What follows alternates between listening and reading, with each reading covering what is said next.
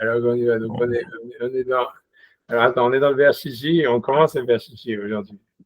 Je pense que ouais, on n'avait fait que le premier paragraphe. Ouais. avec l'introduction, à Roti ou je sais pas quoi, 32 secondes, ok. Ouais, je sais pas si on reprend je sais pas. On peut laisser tomber le poème. Ouais, je suis d'accord avec toi. Quoi? Non, c'est parce que c'est clair qu'il fait un lien, tu vois, c'est dans ce paragraphe-là, il voulait faire un lien entre l'interdit de la sœur ou la relation avec le sœur et la sagesse. On peut faire, tu vois, on peut relire à partir de, voilà, on va reprendre quand même un petit peu. Bon. Je sais pas ce qu'il veut avec ça, tu vois. Je pas le premier paragraphe, je laisse tomber, d'accord. À Berachichi et Maïm, je lis sans traduire. Je laisse la traduction qui existe déjà. Je vois le robot. Ah ouais. Oh, bien, ok, donc j'y vais. Donc on y va. Donc il dit à Berachichi, donc il dit le sixième puits. Je traduis pas, j'avance, mais je lis quand même. Maïm adirim, olim ma'ala ma'ala vegovrim, mechasim gvot givhe harim, v'aya lenachal poretz veyotse lechol avarim, c'est-à-dire avoniot tzorchim, rochav givulav, en ovrim, umetzulotav lo yagiu zarim. Atuna shishit, c'est-à-dire donc le sixième reproche, Bamram, ki ayam ne'elam ne'em chochma enoshit, donc c'est-à-dire qu'il y avait un manque de connaissance des sciences humaines, voilà, ou des sciences exactes, chez les sages,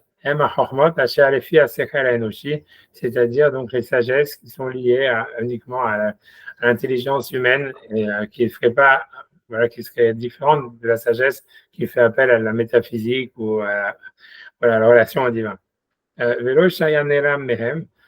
Donc c'est non seulement, j'imagine qu'il faut traduire comme ça, non seulement c'est qu'ils étaient ignorants en fait de ces sagesses-là, de ces connaissances, mais en plus, ils en ont parlé d'une manière étrange. Voilà.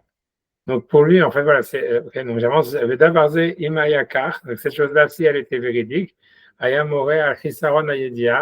donc ça montrerait en réalité un manque de connaissances, mais aussi, a priori, un éloignement de la vérité. Voilà, donc pour lui, en fait, je pense que ce qu'il veut dire, c'est que les sages ne connaissent pas les sciences humaines, c'est pas grave, mais qu'ils disent n'importe quoi, hein, ça veut dire qu'ils en font une blague, une parabole ou quelque chose comme ça.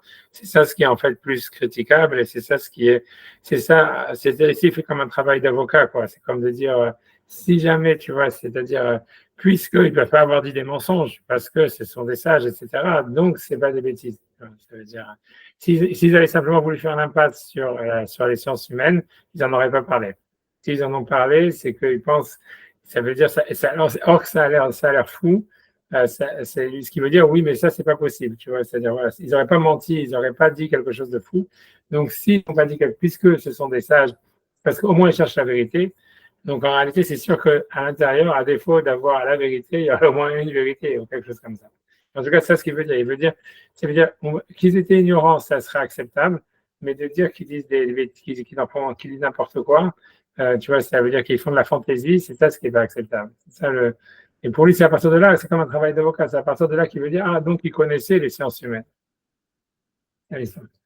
Et encore une fois, ici, dans ce chapitre-là, dans ce vers-là et le vers suivant, en fait, bien que là, en fait, il dit qu'il répond aux prêtres catholiques, en réalité, il est plutôt en train de répondre, comme on va voir, tu vois, à des rabbinim italiens, tu vois, qui étaient, tu vois, le Mari Madoumim, qui étaient des auteurs contemporains, que tu vois, c'est-à-dire surtout le Mari Madoumim, que lui, il avait écrit un livre sur le Talmud, en expliquant que tout ce qui était historique dans le Talmud, tout ce qui était en rapport à la science dans le Talmud, c'était du délire total, et qu'en fait, on n'était pas du tout tenu en tant que juif à accepter ce qu'il disait, et que voilà, et que les Chachamim, on devait accepter dans le Talmud tout ce qui était du rapport de la halakha, mais tout le reste, on n'était pas tenu par la tradition ni par la religion à l'accepter, et que c'était stam du délire, tu vois, tout comme ça. Et voilà, donc c'est à ça, en fait, c'est à ça qu'il vient répondre. C'est-à-dire, c'est surtout à cela qu'il vient répondre un peu ce truc-là, tu vois. Pour lui, en fait, voilà. Voilà, j'en sais, parce que lui, c'est un scientifique plus ou moins de son époque. Donc voilà. J'en sais rien, c'est whatever it is, je sais pas, tu vois, je sais pas, je vais dire, je vais voir ce que lui veut dire. Là, pour l'instant, il va rentrer sur un truc, ça veut dire, jusqu'à maintenant, il avait déjà un peu abordé cette question quand il avait parlé sur les arcs-en-ciel, sur les tremblements de terre, etc. Et il avait dit une réponse kantienne, quoi. Il avait dit, voilà, en fait, il y a une vérité objective des choses, une vérité scientifique, et après ça, il y a une vérité transcendantale, et que les Chachamim, ce qu'ils expliquent, c'est la vérité transcendantale de la chose, c'est pas la vérité objective, etc. C'est vraiment une réponse kantienne avant l'heure, quoi, très moderne à son époque. Mais là, j'ai pas, on va voir ce qu'il va faire ici. Je sais pas ce qu'il va faire ici. On va voir ce qu'il va dire là, ce qu'il va faire ici. On va voir. Mais je pense que là, il va aller plus, il va essayer de faire plus, voilà, il va essayer d'être plus scientifique, de plus. On va voir. Donc j'y vais. Donc il dit, donc maintenant lui, lui, il parle maintenant sur une tangente sur l'histoire de la relation à la sœur. Donc voilà. Donc il dit, et faire à la frachamim. Donc c'est le contraire de ce que nos sages ont dit, c'est-à-dire de dire du mensonge, ça veut dire de dire quelque chose qui serait en fait éloigné de la vérité. Et donc il a été dit dans le chapitre de Chavit, donc un chapitre dans Shabbat. Et mort la chorma achotiat, dit à la sagesse, tu es ma sœur. Si la chose elle est claire pour toi que c'est comme ta sœur qu'elle interdit, a priori, c'est-à-dire le sens littéral, ça veut dire l'interdit d'avoir des relations avec sa sœur. Amro, ça veut dire dis-le. Veimlav, sinon, altamro, ne dis rien, ne le dis pas. Voilà. Et donc, c'est-à-dire que voilà, ça veut dire c'est dans Michelet et c'est repris après ça. C'est un sens kabbalistique, c'est pour ça, c'est sûr qu'il y a ici un sens truc. Donc, ça veut dire la sagesse, elle est comparée à la sœur dans ce passage-là. C'est pour ça, l'Agma, elle dit dans Brachot, elle dit si quelqu'un il a un rêve qu'il a une relation avec sa sœur, il doit s'attendre à avoir de la sagesse, parce que ça veut dire, voilà, peu importe. Parce que c'est à cause de ces passages-là, de Imrina la Chorma Chotiat. Donc, il y a une relation, tu vois, avec la relation avec la sœur. Whatever it is et la Chorma, on va voir ce que lui va dire, tu vois. A priori, ça fait penser comment dire, ça fait tout de suite allusion. La première chose à quoi ça fait penser, c'est pas c'est Abraham quand il dit sur Sarah que c'est sa sœur. Maintenant, c'est vrai que tu vois que, puisqu'il dit, en fait, c'est là-bas on retrouve cette même expression exactement. Ok, a priori, est-ce que c'est lié à la Chorma? Peut-être, tu vois, ouais, ça veut dire, voilà, ok, maintenant, il faut voir qu'est-ce que ça veut dire, tu vois, c'est-à-dire, c'est clair que tu vois qu'Abraham, c'est difficile. Enfin, voilà, en tous les cas, on va voir ce que lui va dire. Je ne vais pas m'aventurer sur le sujet, on va voir qu'est-ce que lui dit. Donc, Arechem, Iziru, Shelo Yomar, Ahacham, Dvarim, Shem, Ludi, Berurim. Donc, ils ont mis en garde le sage de ne pas dire des choses qui ne soient pas claires. Mikol Sheken, Shelo Yomar, Dvarim, Zarim, Hokim, à plus forte raison pour ne pas dire des choses qui soient véritablement bizarres ou étrangères. Voilà. Sheaf les Inyanim, l'Ainaïm, j'imagine, les Inyanim dirait qu'il y a d'Avarouzar, j'imagine que c'est les Naïm, il y a une faute de frappe. Sheaf les Naïm, non, ça, ouais, Naïm, c'est pas Inyanim, quoi. Bref, il y a un Yud en mal placé, quoi. Sheaf les Naïm, je pense, hein. La Naïm dirait qu'il y a d'Avarouzar, c'est-à-dire que même aux yeux, même visiblement, on verrait que la chose est étrange. Va Pirouche aimant la Chorma Chotiat, et donc, et le verset qui dit à la sagesse, tu es ma sœur, Hashon Achot, ça veut dire sœur. Maintenant, il fait un, comment dire, maintenant, il fait une sorte je ne sais pas quoi, de psychanalyse d'étymologie araméenne, c'est-à-dire qu'en araméen, Arvé, ça veut dire montrer, et Achoy, ça veut dire aussi frère, sœur, etc. Et donc, pour lui, donc l'idée, ça serait que montrer, donc ça serait lié à l'histoire de la sororité. Voilà, je sais pas, tu vois, ça veut dire aussi, Achou, ça veut dire aussi un champ. Parce que quand il y a les vaches là, qui pètent dans le champ, il y a marqué, le Pharaon, il dit, va tirer Enab Achou. Et là-bas, Achou, c'est traduit dans le champ, donc, a priori, il y aurait vraiment Gorevitch, il dit pour Irkou, il dit assemblage, couture. Ouais,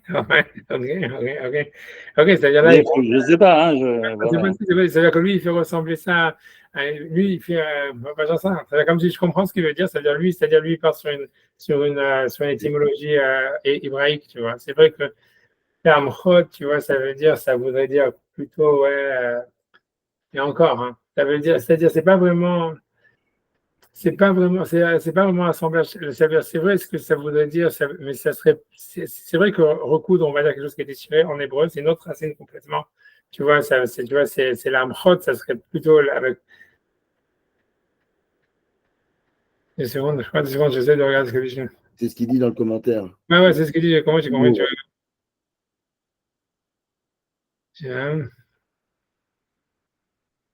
Mais il cite aucune référence sur ça, tu vois. Sur la chaîne Ribot. Et oui, c'est parce a priori, c'est la mise de pote, quoi. Ça veut dire pas shoot, ça veut dire qu'ils n'ont pas compris ce que ça veut dire. Non, ici, à mon avis, il veut dire arvé, c'est tu vois, que c'est la chanterie pour non, il veut dire arvé, il veut dire c'est montrer, j'imagine. C'est arvé shtacha en hébreu. C'est parce que quand tu es habitué au Talmud, tu connais cette expression de arvé, ça veut dire montre. Tu vois, arvélé, il lui a montré, tu vois, etc., etc. Tu vois, tu vois, moi, à mon avis, c'est ce que ça veut dire. C'est-à-dire, c'est lié, il fait un lien entre le mot achot et arvé en araméen. Parce que Ichouï, tu vois, c'est vrai, en hébreu moderne, on dirait un truc comme ça, mais vraiment lointain, tu vois, franchement, ça veut rien dire. Ça veut dire, c'est comme si Achot, c'est un langage de Ouais. sororité. Non, c'est le stam, Et je dis, après, il dit, ouais, mais ça signifie que la sagesse doit être étroitement unie. Si ah, tu ouais, veux. ouais. Oui, Forcément, il y a une histoire d'assemblage. oui, Sauf, c'est, mais ça, c'est évident, c'est ça ce que ça veut dire. Ça, c'est Achot, la chaîne, tu vois, Achim et tout ça, c'est sûr, mais lui, ouais. ce qu'il veut faire le malin dans ce paragraphe, c'est parce qu'il veut dire après, c'est barour, tu vois, c'est clair, c'est clair, si la chose elle est claire comme ta sœur, c'est ce qu'il veut dire. Donc, mais Achvé en araméen, ça veut dire montre, tu vois, Achvé shtacha, tu vois, ça veut dire, je sais pas où on peut le trouver dans la tefila même, j'imagine qu'on pourrait le trouver, en tout cas, dans la Gemara, c'est un mot très, très, très commun, dans le Zohar, etc., c'est un mot très commun, tu vois, ça veut dire montrer, voir, tu vois, c'est montrer surtout, tu vois, à révéler, mais j'essaie de trouver si jamais on pourrait le retrouver, j'en sais rien, tu vois, ça veut dire dans un truc que vous connaissez, euh, parce qu'il n'y a pas beaucoup d'araméen dans la tefila, et tu vois, il y a des chemins de Alma, il est marqué Achzé la Alma, Achzé la Alma. Enfin, bref, j'ai pas offhand, tu vois, du mot Achvé qui viendrait, mais oh, mais Achvé, ça veut dire montrer, tu vois. Ici, c'est ce qu'il veut dire. Il fait un lien entre l'étymologie araméenne de Achvé, qui veut dire montrer, et Barour, les Chak Achotrat, ça veut dire, puisqu'ils ont dit, les Chachamim, si tu veux, ils ont fait un drash de Imri la Chorma, aimant la Chorma, Achotiat, dit à la sagesse, tu es ma sœur, et Imbarour les Chak d'avoir, si la chose elle est claire, tu vois. Il veut expliquer d'où est-ce que ça sort cette histoire de clarté. Donc, lui, il veut dire, en fait, cette histoire de clarté, elle vient du fait qu'en araméen, le mot achvé, il veut dire montrer. C'est ça ce qu'il veut dire. Je sais pas, ouais, ça veut dire, il n'y a pas tellement de. Tu demandes à n'importe qui a dit un peu de Gemara, il va te dire que c'est ce que le Gemara veut dire. Tu vois, ils ont raté ça sur ce coup, tu vois. Ouais, j'ai pas dit. Tout le monde aussi, j'ai raté des choses, donc ça veut dire, c'est tout. Mais ça veut dire, pas de trucs, hein, ça veut dire, ouais, c'est tout.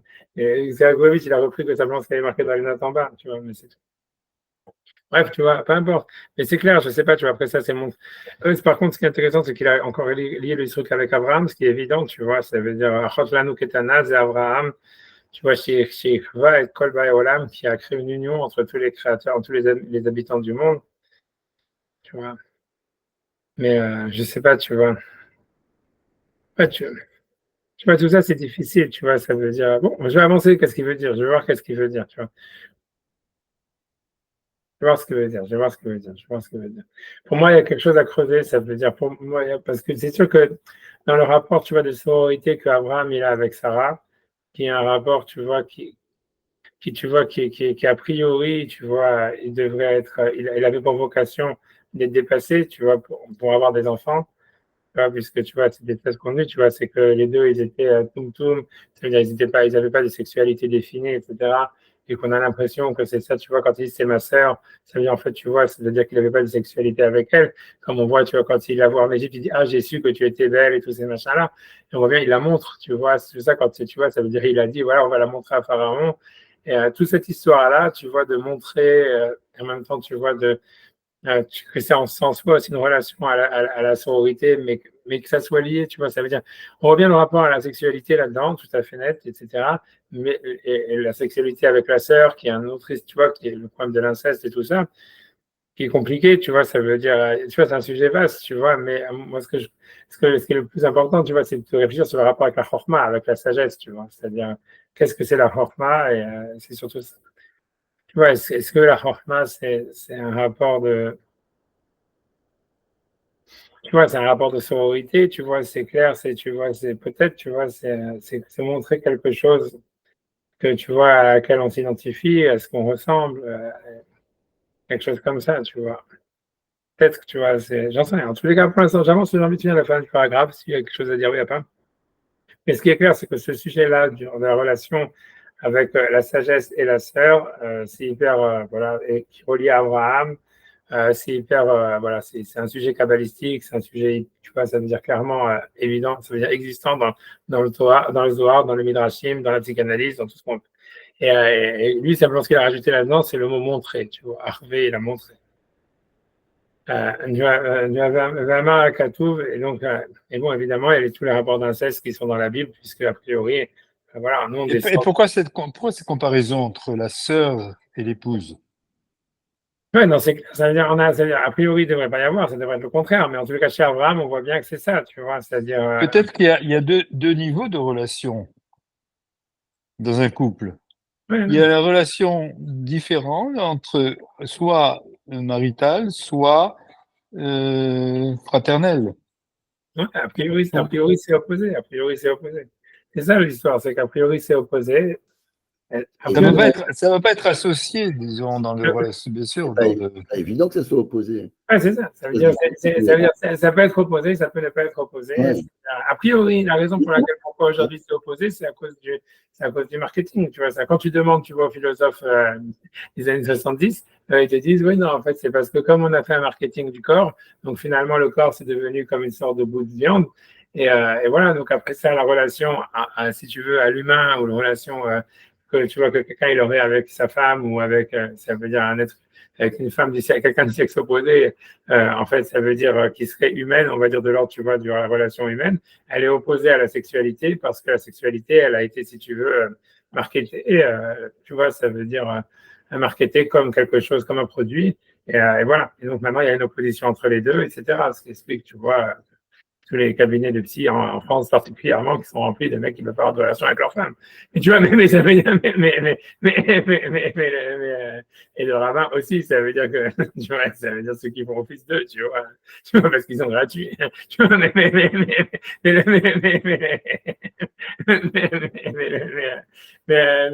voilà, mais ce que je veux dire, tu vois, j'en sais rien, tu vois, ça, c'est, tu vois, c'est ça, c'est comme ça que c'est vendu, si tu veux, c'est ça, c'est la doxa. Maintenant, tu vois, on voit que chez Abraham, il y avait ce problème, tu vois. Ça veut dire clairement, Abraham, alors qu'il n'était pas dans la société de consommation, tu vois, puisqu'on voit bien que c'est ça. On voit bien qu'en fait, si tu regardes toute l'histoire d'Abraham, ça peut être vraiment pris comme, en fait, la volonté de construire une sexualité avec sa femme, tu vois. Ça veut dire, et ça veut dire, c'est intéressant, tu vois, parce qu'on dit les deux, ils étaient tout mime, ça veut dire les deux, ils n'avaient pas de sexualité définie. Et ensuite, tu vois, on voit bien qu'il est incapable d'avoir des enfants, que pour lui, c'est super important, mais qu'en fait, quand tu comprends, tu le lire entre les lignes, tu vois bien en fait plutôt qu'il n'arrive pas à avoir des relations sexuelles avec sa femme, et que voilà, et que l'histoire de Pharaon, il est angulisé là-dedans, Agar aussi, elle rentre là-dedans, et finalement ça marche, tu vois ce que je veux dire. Tu vois, mais ça prend du temps quand on va dire, tu vois. Mais voilà, et Abimelech en plus, parce qu'il y a un retour, c'est ce qu'a fait Pharaon, il y a Abimelech encore qui passe dans l'histoire. Donc voilà, j'en sais rien. Donc c'est sûr que c'est ça le thème de la Genèse, tu vois. Ça veut dire, on voit bien qu'en tout cas dans la paracha d'Abraham, on nous parle de ça, tu vois, et que c'est lié au monothéisme, tu vois, puisque lui, il va faire, il fait le lien avec Achot, Echad et tout ça. Tu vois, c'est lié à ça, tu vois. Maintenant, pourquoi, tu vois, tu vois, c'est ça la question. C'est pourquoi c'est lié à la Chokhmah, tu vois. C'est quoi la question? C'est quoi la spiritualité qu'il y a là-dedans, tu vois. C'est quoi le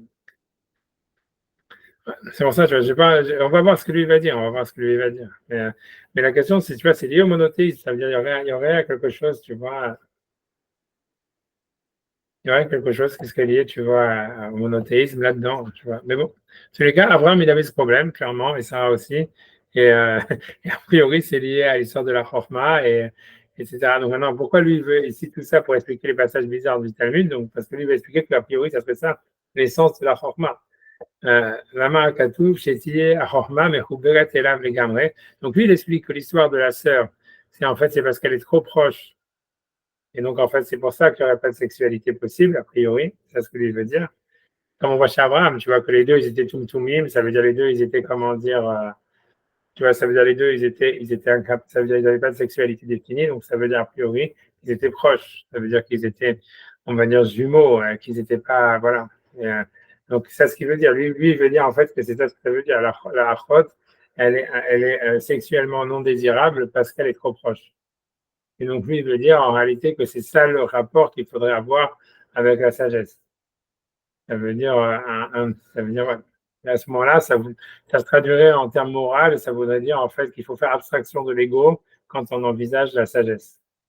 Ça veut dire, de la même manière que tu vois que tu commences pas à draguer ta sœur et tout ça. Donc, tu vois, ça veut dire, donc la même chose, c'est quand tu es devant la sagesse, tu dois être objectif, tu vois, ça veut dire enlever tout ton ego, etc., et machin, et blablabla, et donc ne pas chercher à te faire mousser ou quoi que ce soit, tu vois, etc.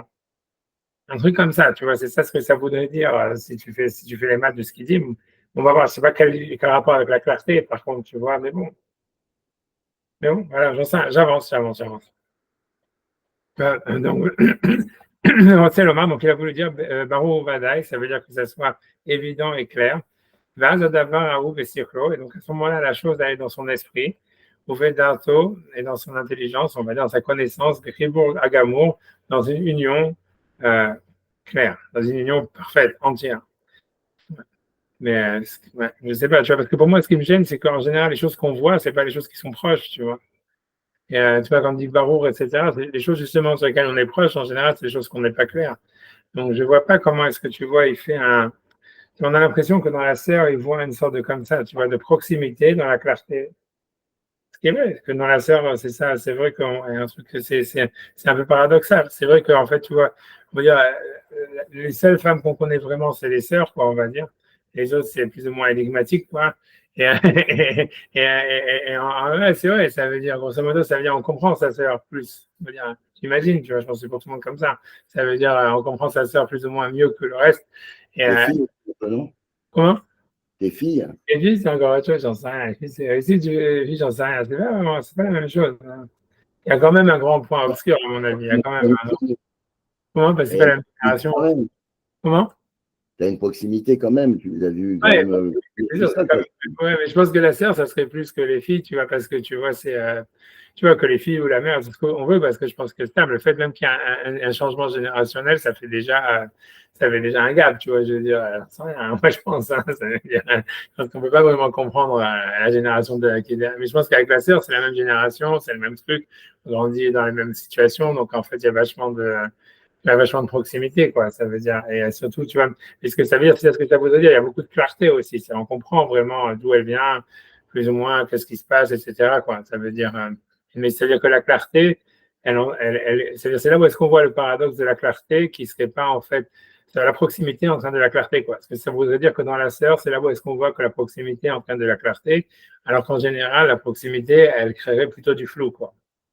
Et la question, elle est de savoir, tu vois, pourquoi c'est comme ça. Ouais, parce qu'en fait, ouais, c'est ça ce qu'il veut dire. C'est parce qu'en fait, on se projette, tu vois, d'une manière. Ça veut dire la proximité, ça crée du flou parce qu'on va avoir tendance à, en fait, à projeter les choses qu'on a à l'intérieur de nous sur l'autre. Et ça crée du flou parce qu'en fait, tu vois, c'est des préjugés. Ça veut dire, c'est clairement, en général, c'est une zone d'erreur, tu vois. Mais que, voilà, avec la sœur, comme en fait, la proximité, elle est réelle. Donc, on fait moins d'erreurs en projetant ce que nous, on pense sur nous-mêmes, sur notre sœur, quoi, versus sur quelqu'un d'autre, quoi. Ça veut dire, tu vois, c'est ça l'histoire. On va faire des erreurs aussi, mais moins, parce qu'en fait, la proximité, la proximité, on va dire, au niveau de l'éducation, au niveau de la personnalité, au niveau de plein de choses, justement, elle est grande et en même temps, on comprend mieux. Bon, et les différences, on les connaît aussi, mais on les comprend mieux. Mais c'est-à-dire qu'il y a une clarté qui est liée à la proximité, quoi.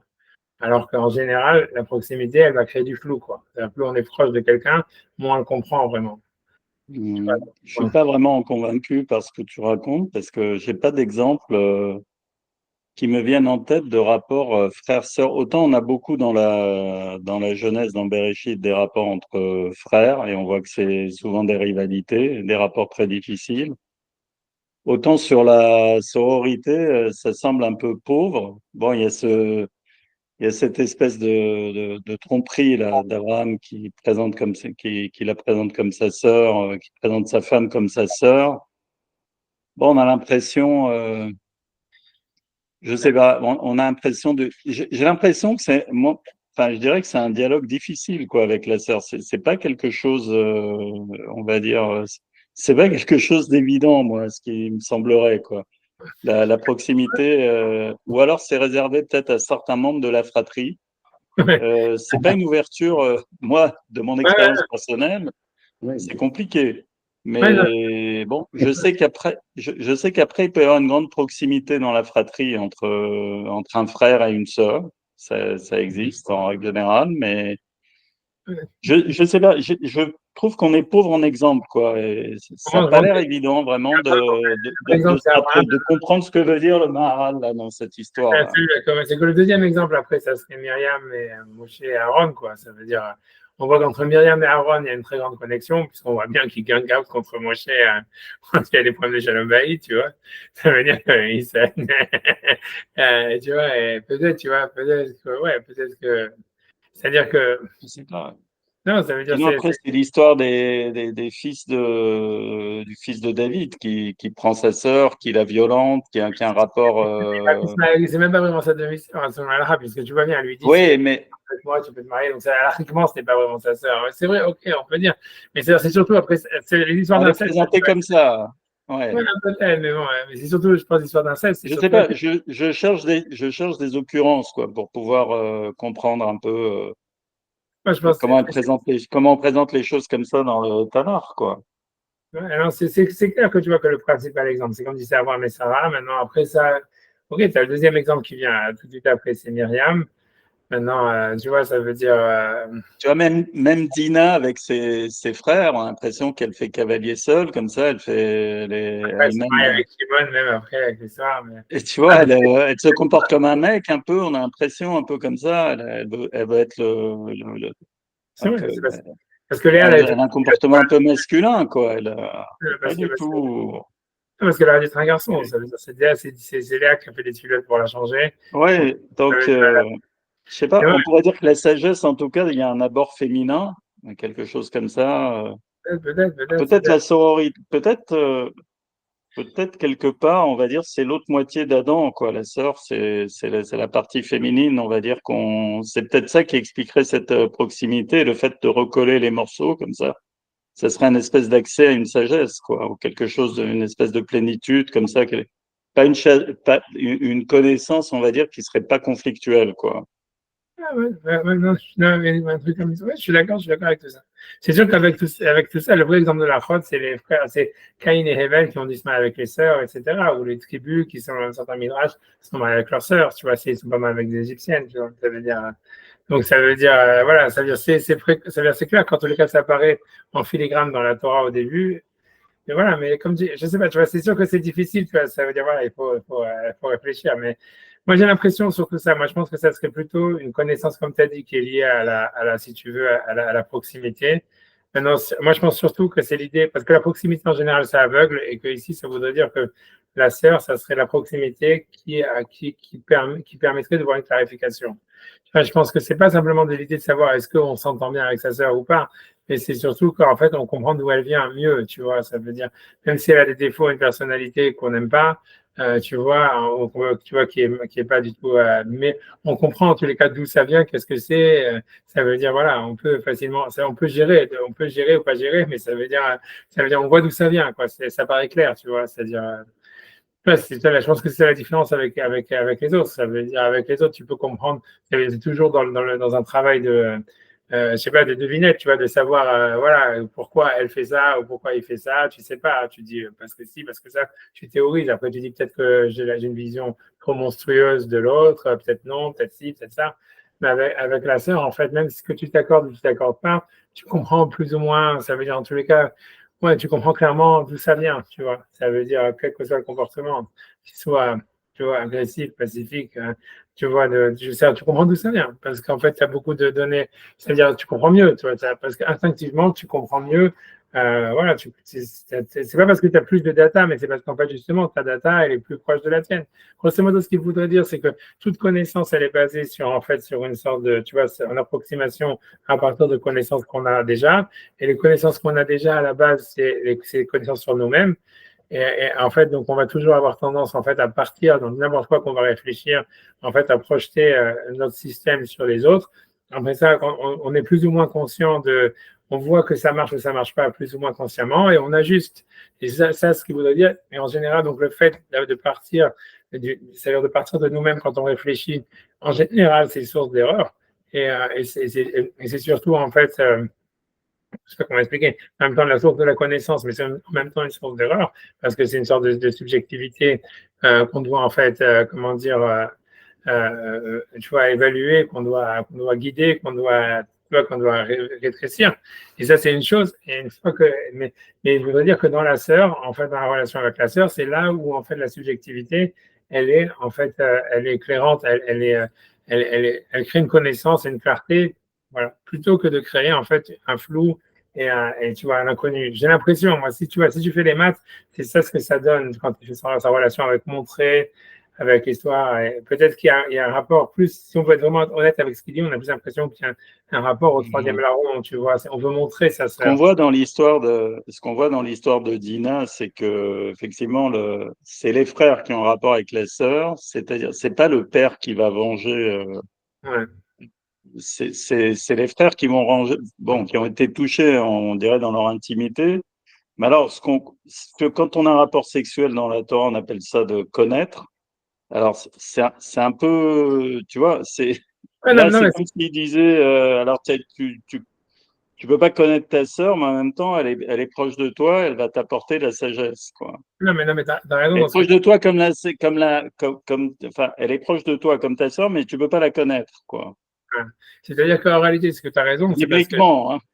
Oui, mais c'est-à-dire que l'idée, c'est ça, c'est que si tu es dans la Kabbale et tout ça, c'est a priori, c'est ça, c'est de ça ce qu'il veut parler, tu vois, c'est quand il parle ici de la Chorma, que dans la Kabbale, il y a trois aspects, il y a la Chorma, il y a la Bina et le Da'at, tu vois. Et donc, ça, c'est clair, tu vois, le Da'at, ça veut dire, la Chorma, a priori, ça serait la relation à la sœur, la Bina, c'est la relation à la mère, le Da'at, c'est la relation à la femme, tu vois. Et ça veut dire, c'est ça les trois, tu vois, les trois aspects de la connaissance, si tu veux, comme elles sont décrites. Maintenant, voilà. Et la première, a priori, tu vois, c'est ça, tu vois, tu vois, et comme je dis, comme les Mekoubalim disent que les Sfaradim, ils sont dans la Chorma, et les Ashkenazim dans la Bina, et les Israéliens dans le Da'at, c'est ce qui est marqué dans le Ramchal, etc., tu vois. Et ça veut dire, ça veut dire, mais tu vois, ok, donc c'est sûr que les trois aspects ils existent, tu vois, c'est-à-dire, voilà, c'est sûr que la Bina et le Da'at, c'est encore autre chose, tu vois. C'est-à-dire que quand on parle de Chorma, c'est justement, c'est pour ça que c'est intéressant, parce que c'est de comprendre qu'est-ce que c'est la Chorma, qu'est-ce que c'est la Bina. Alors, tu vois, normalement, on a l'impression que Chorma, a priori, c'est toujours dit comme quelque chose qui est plus analytique, tu vois. Et la Bina, c'est plus lié à ce qu'est la déduction, la construction. C'est pour ça, tu vois, comme dans la Bina, il y a l'histoire, tu vois, si tu veux, de Mévin d'avar, Mitor d'avar, construire une chose à partir d'une autre, l'histoire de construction, tu vois, de faire une déduction, l'intuition, etc. La Chorma, elle est liée au cerveau, elle est liée à la tête, et ça, je pense, hein. Comment c'est marqué dans la Chorma, Chorma, deux secondes. Chorma, c'est lié à la bouche, je pense, plutôt même. Deux secondes. Moi, c'est parce que dans le Bétarnia où il y a Orma. Je vais regarder une seconde, je vais regarder. J'arrive une seconde. Liban, non, 2 secondes. 2 secondes, j'arrive.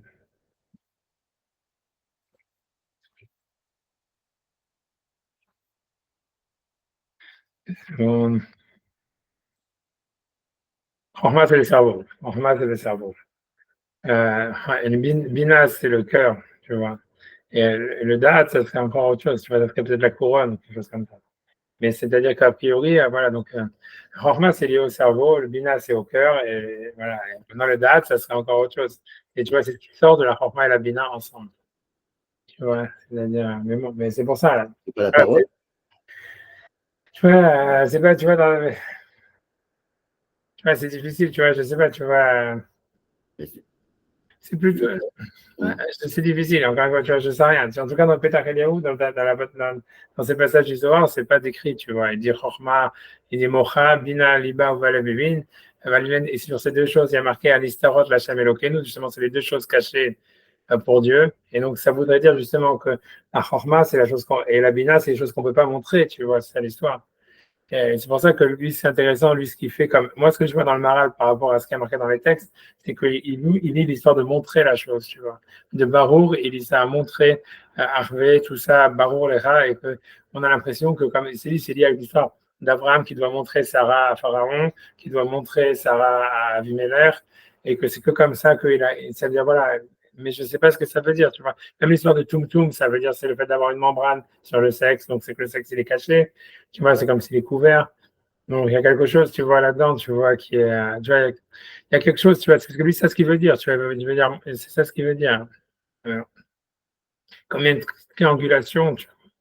C'est ça, ça veut dire, ouais, il y a une triangulation. C'est-à-dire, quand tu vois, quand tu regardes dans les Midrashim, dans la Kabbalah, etc., on te dit, voilà, que la majorité, ça veut dire, on dit comme ça, que la majorité des enfants d'une femme, ils ressemblent à ses frères, sauf le premier, tu vois, ça veut dire, ça dépend, enfin, ça dépend à quel point. On dit que parce qu'en fait, la femme, elle donne des enfants qui ressemblent à celle qu'elle aime au fond. Et en fait, tu vois, en général, on dit qu'une femme, quand elle a des relations avec son mari, celle qu'elle aime, celle qu'elle pense avoir des relations avec, en fait, c'est avec son frère. C'est pour ça, tu vois, c'est pour ça qu'on dit Rov Achim Domim, la plupart des frères ressemblent aux frères de la mère, sauf, tu vois, le premier, parce que c'est le seul, il n'y a que le premier que le Bechor qui peut ressembler au mari, parce qu'à ce moment-là, elle aime son mari, tu vois. Et encore, c'est pas gagné. Hein. Moi, je pense pas que dans mon cas, c'est le cas. Mais tu vois, mais c'est pour ça, la Gemara, elle dit, c'est pour ça qu'il faut regarder que quelqu'un qui se marie, c'est une Gemara qui dit que ceux qui se marient, il doit regarder les frères de la mère, parce qu'en fait, la majorité des enfants, ils ressemblent aux frères de la mère. Et quand tu fais les maths avec l'histoire tu vois, ça veut dire il y a un coffre qui met des bâtons devant les meufs, tu vois, ça veut dire devant les mères pour caser des enfants qui ressemblent aux bâtons. Ça veut dire en fait qu'une meuf, en fait, quand elle accouche ou quand elle conçoit un enfant, en fait, l'enfant, en fait, il est toujours en relation avec la personne à laquelle elle pense quand elle va le concevoir. Et donc, en fait, si tu continues les maths, ça veut dire en fait qu'une meuf, quand elle a des relations avec son mari, en fait, elle pense à son frère. C'est ça ce que ça veut dire. Sauf au début, sauf le premier. Tu vois, mais tu vois, je sais pas si ça vous est clair, mais c'est ce que la Gemara a dit, quoi. C'est ce qui sort de la Gemara, etc., etc. Et ça veut dire maintenant, whatever, tu vois, ça veut dire, j'en sais rien. Donc c'est pour ça que c'est pas évident maintenant. Et c'est ça. Alors après, est-ce que le frère, peut-être sa manière en fait d'avoir des relations avec sa sœur, c'est justement la montrant à une tierce personne, tu vois. Donc si tu vois, c'est comme si le mari, en réalité, c'est celui, tu vois, qui est le chaliard du frère pour féconder, tu vois, ça veut dire la femme, un truc comme ça, tu vois. C'est ce que ça. Si tu triangules, Il y a des sociétés où c'est l'oncle qui est le chef de famille, quoi. C'est-à-dire qu'en fait, où la mère, elle est reliée qu'à son frère, les enfants, le géniteur, il a peu d'importance, et les décisions et tout ça, elles sont prises par l'oncle maternel. Ouais. Et dans la Torah, mais dans la Torah, il y a beaucoup de ça. C'est la misère de se marier avec la fille de sa sœur, et voilà, etc. C'est ouais. Il y a beaucoup de ça, tu vois. C'est toute l'histoire du Yiboum et tous ces machins-là, mais Yiboum, c'est encore autre chose, mais a priori, il y a ça. En tous les cas, c'est marqué comme ça. Ça veut dire, c'est moi, la Gemara dit, je peux vous la retrouver, la Gemara, je peux vous la mettre en cherche une, mais c'est la Gemara dit, celui qui se marie doit être Bodek vers AM, parce que la majorité des enfants, ils ressemblent aux frères de la mère. Et c'est tout, tu vois. Et c'est parce que la mère, elle pense à son frère quand elle a des relations. Tu vois, aussi bizarre que ça puisse paraître, tu vois. On a l'impression, tu vois, lui, ce qu'il veut dire, quand on refait l'histoire avec Abimelech, c'est de montrer, etc., c'est qu'en fait, c'est comme si le frère, il est capable d'avoir une relation avec sa sœur par une personne interposée, tu vois. Qu'il soit, tu vois, ça veut dire, voilà, parce que tu vois, en fait, en général, les frères et tout ça, ils sont, quand il y a un mariage, tu vois, ils sont plus ou moins présents, conscients, etc., machin, blablabla. Ils ont un rôle, tu vois, important, tu vois, même si ça peut paraître, tu vois, ce truc, mais en fait, c'est central. Donc, j'en sais rien, tu vois, c'est un truc comme ça, on voit ça, je veux dire, whatever, tu vois, c'est ça ce que ça veut dire, c'est ça, tu vois, c'est ça ce que ça veut dire, mais dans quel rapport ici avec la Chorma? C'est ça la vraie question, j'en sais rien, tu vois, ça veut dire. Voilà, ça voudrait dire, mais lui, parce que lui, il triangulise la chose, tu vois, il triangulise l'histoire. Mais voilà, mais je sais, tu vois, et a priori, qu'est-ce qu'il veut dire par là? C'est ça, si tu montres quelque chose, là, on a l'impression qu'il veut dire que la chorma, ça serait lié plutôt au fait de définir quelque chose, d'être capable de l'exprimer. Quand tu exprimes quelque chose, tu triangulises ta relation à la connaissance. Et quand tu triangulises cette chose-là, en fait, il faut que toi-même, en fait, justement, tu aies une proximité très forte à la chose que tu es en train de montrer, quoi. Parce qu'en fait, ce que tu es en train de montrer, c'est l'intériorité, tu vois, c'est vraiment l'intériorité de la connaissance. Tu vois, un truc comme ça, tu vois, ça serait ça l'histoire. Et que ça veut dire permettre, en fait, dire la sagesse et permettre à l'autre de féconder ton intériorité, tu vois. Un truc comme ça, tu vois. Et donc, en fait, tu peux pas dire n'importe quoi. Ça veut dire, voilà, ça peut pas être faux. Ça peut pas être faux. Un truc comme ça, tu vois, tu peux dire beaucoup de choses, tu vois, mais c'est ça ce qui va entrer. Ça veut dire, il rentre dans ce concept-là, tu vois, du rapport à la sœur, du rapport à la sagesse et à la triangulation. Et on a l'impression de ça, tu vois, c'est compliqué si on reprend l'histoire d'Abraham, tu vois, puisque si on dit Agar, c'était en fait la fille de Pharaon, et que tu vois, et que finalement, tu vois, donc c'est comme quand il a montré Sarah à Agar. En fait, tu vois, c'est en ayant des enfants avec la fille de Pharaon, il y a comme quelque chose, tu vois, il y a une capacité, tu vois, à féconder Pharaon, tu vois, c'est-à-dire en ayant montré sa sœur, tu vois, ça veut dire, voilà, il fait, tu vois, il donne une descendance à Pharaon, quoi, un truc comme ça, tu vois. Et après ça, on a l'impression que c'est hyper compliqué, tu vois, Sarah, elle va tuer le premier-né de Hagar en lui mettant le mauvais œil. Et après ça, il y a toute l'histoire de tuer les premiers-nés en Égypte parce que Hagar, c'était la fille de Pharaon. Donc, c'est toute une réparation sur ça. Donc, je pense qu'il y a à part ça, il y a une grande complication avec l'histoire du premier-né dans l'histoire et toute cette histoire, c'est une complication. Mais en fait, l'idée de montrer, ça tout commence par montrer. Mais voilà, j'en sais rien. Moi, j'avance, tu vois, je n'ai pas avancé puisque je n'ai pas dit plus que ça, j'avance. Mais en tous les cas, il fait allusion à tout ça. Ce que je veux dire, c'est qu'il y a tout ça derrière. Maintenant, ça veut dire qu'il faut réfléchir, qu'est-ce que ça veut dire. C'est compliqué, tu vois, je sais, mais c'est ça ce qu'il veut dire, tu vois. Principalement, ce qu'il faut comprendre, c'est quoi le rapport avec la chorma exactement. En tout cas, donc j'avance, tu vois, il dit, vas-y, amour, la chorma rotienne, donc dis à la sagesse, tu es ma sœur. Donc ça veut dire, avant le variable, je prends à partir de, va dire,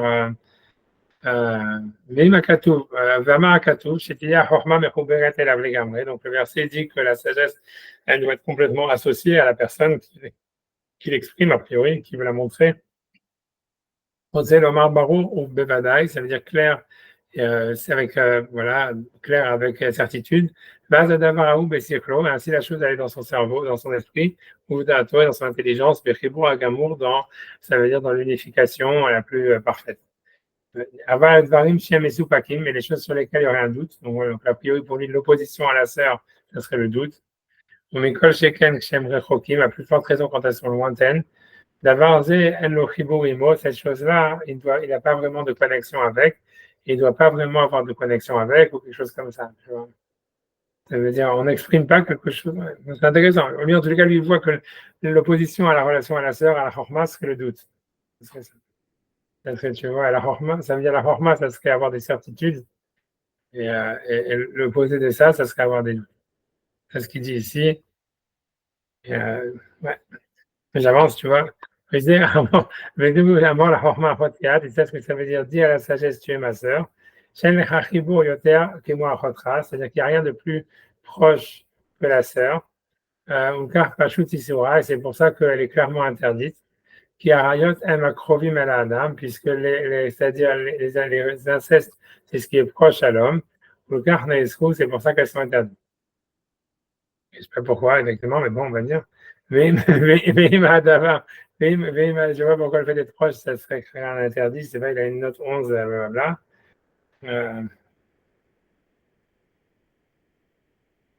Ok, je sais pas, tu vois.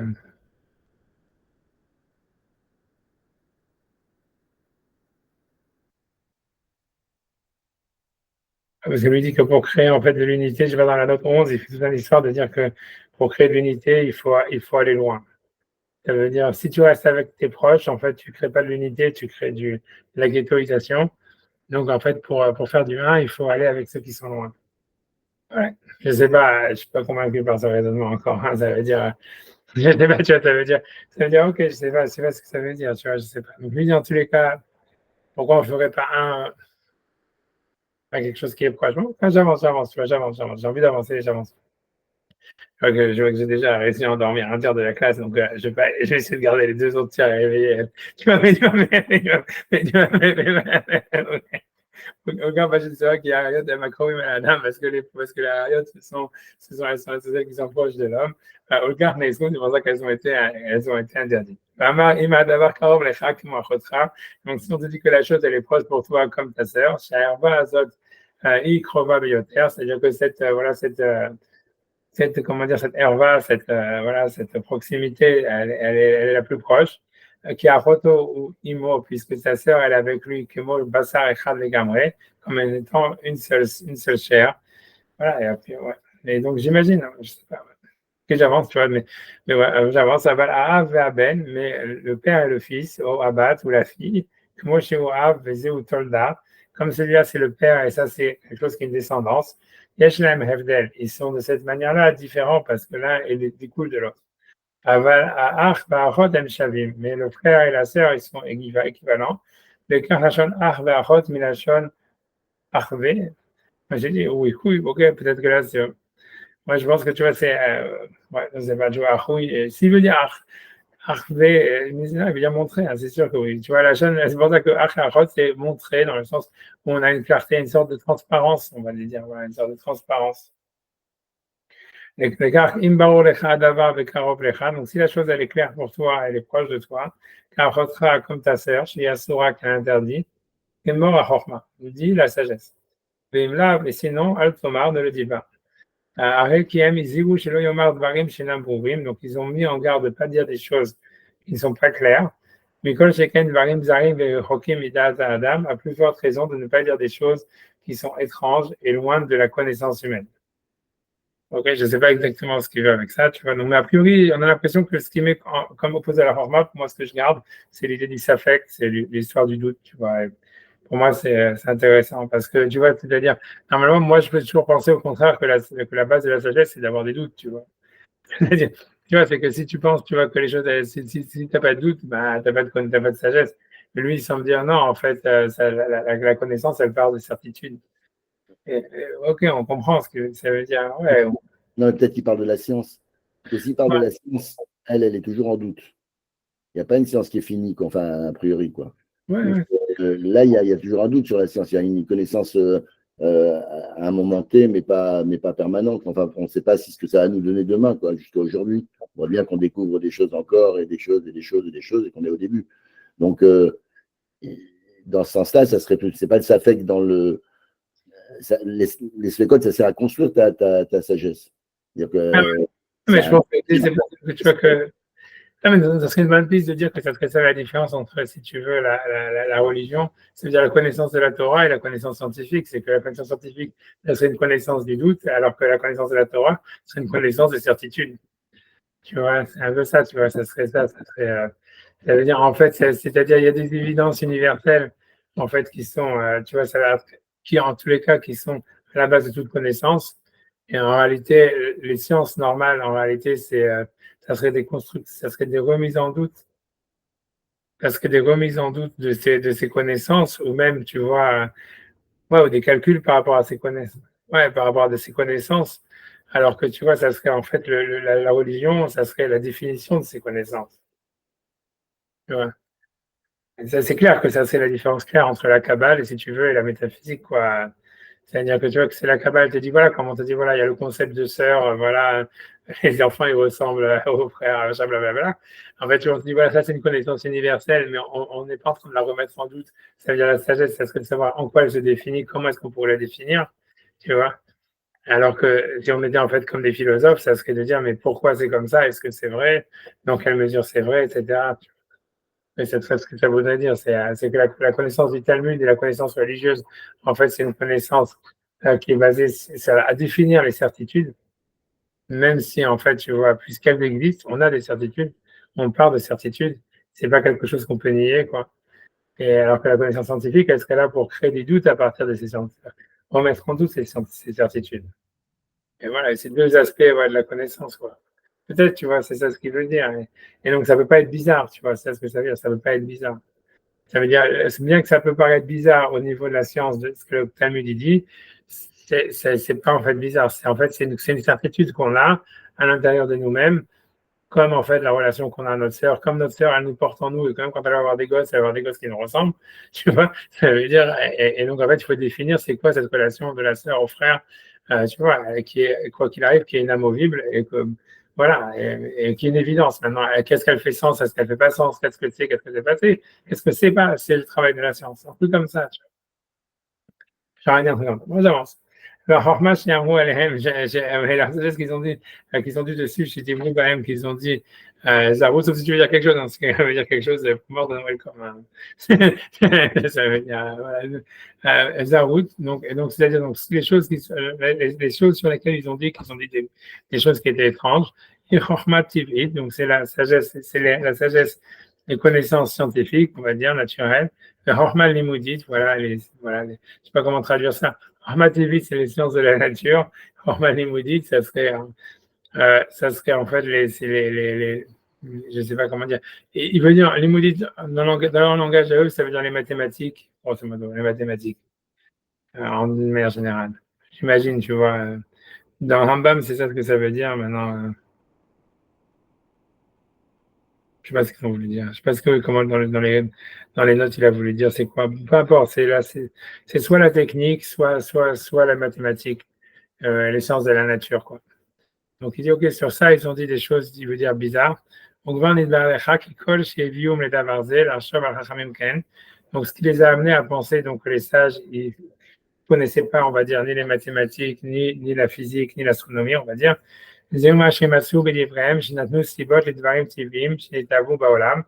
c'est qu'ils ont donné des causes à des choses naturelles qui existent dans le monde.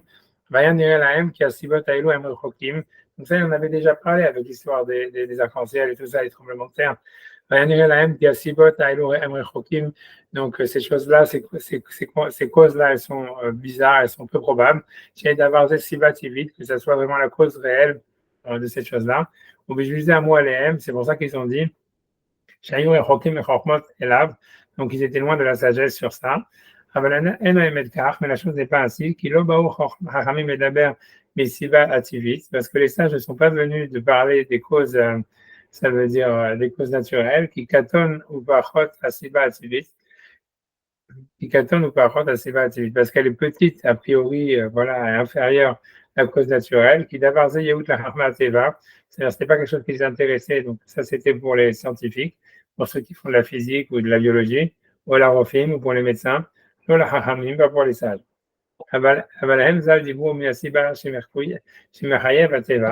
Ils ont parlé de la cause qui entraîne que la nature elle fonctionne de cette manière. Donc voilà, la cause de la cause, on va dire. Mais pas, voilà, donc celui qui s'oppose à ça, celui qui veut refuter ça, Torah, donc c'est comme s'il réfutait la Torah. Moshe Edbar le Mahala, comme on l'expliquait déjà plus haut, Shamra Torah que la Torah a parlé sur le sens de l'arc-en-ciel, Vérité à l'histoire de Britolam, je le verrai pour montrer en fait, tu vois, une alliance éternelle. Et les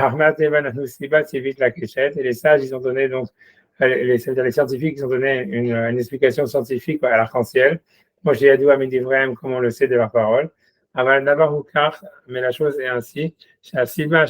Torah, ou Asiva, ça veut dire que la cause que la Torah a donnée, c'est ça la véritable cause, c'est-à-dire c'est la cause première. Chez Kol Davar Yeshiva Tivit Mechayev Oto, puisque dans chaque chose, donc il y a une cause naturelle nécessaire qui l'oblige, ça a un fonctionnement physique. Ota Asiva Tivit Yeshiva Elokit, mais en fait cette cause-là naturelle, elle a une cause surnaturelle, une cause, un concept un concept divin, voilà, comme si c'est quelque chose de transcendantal, on va dire.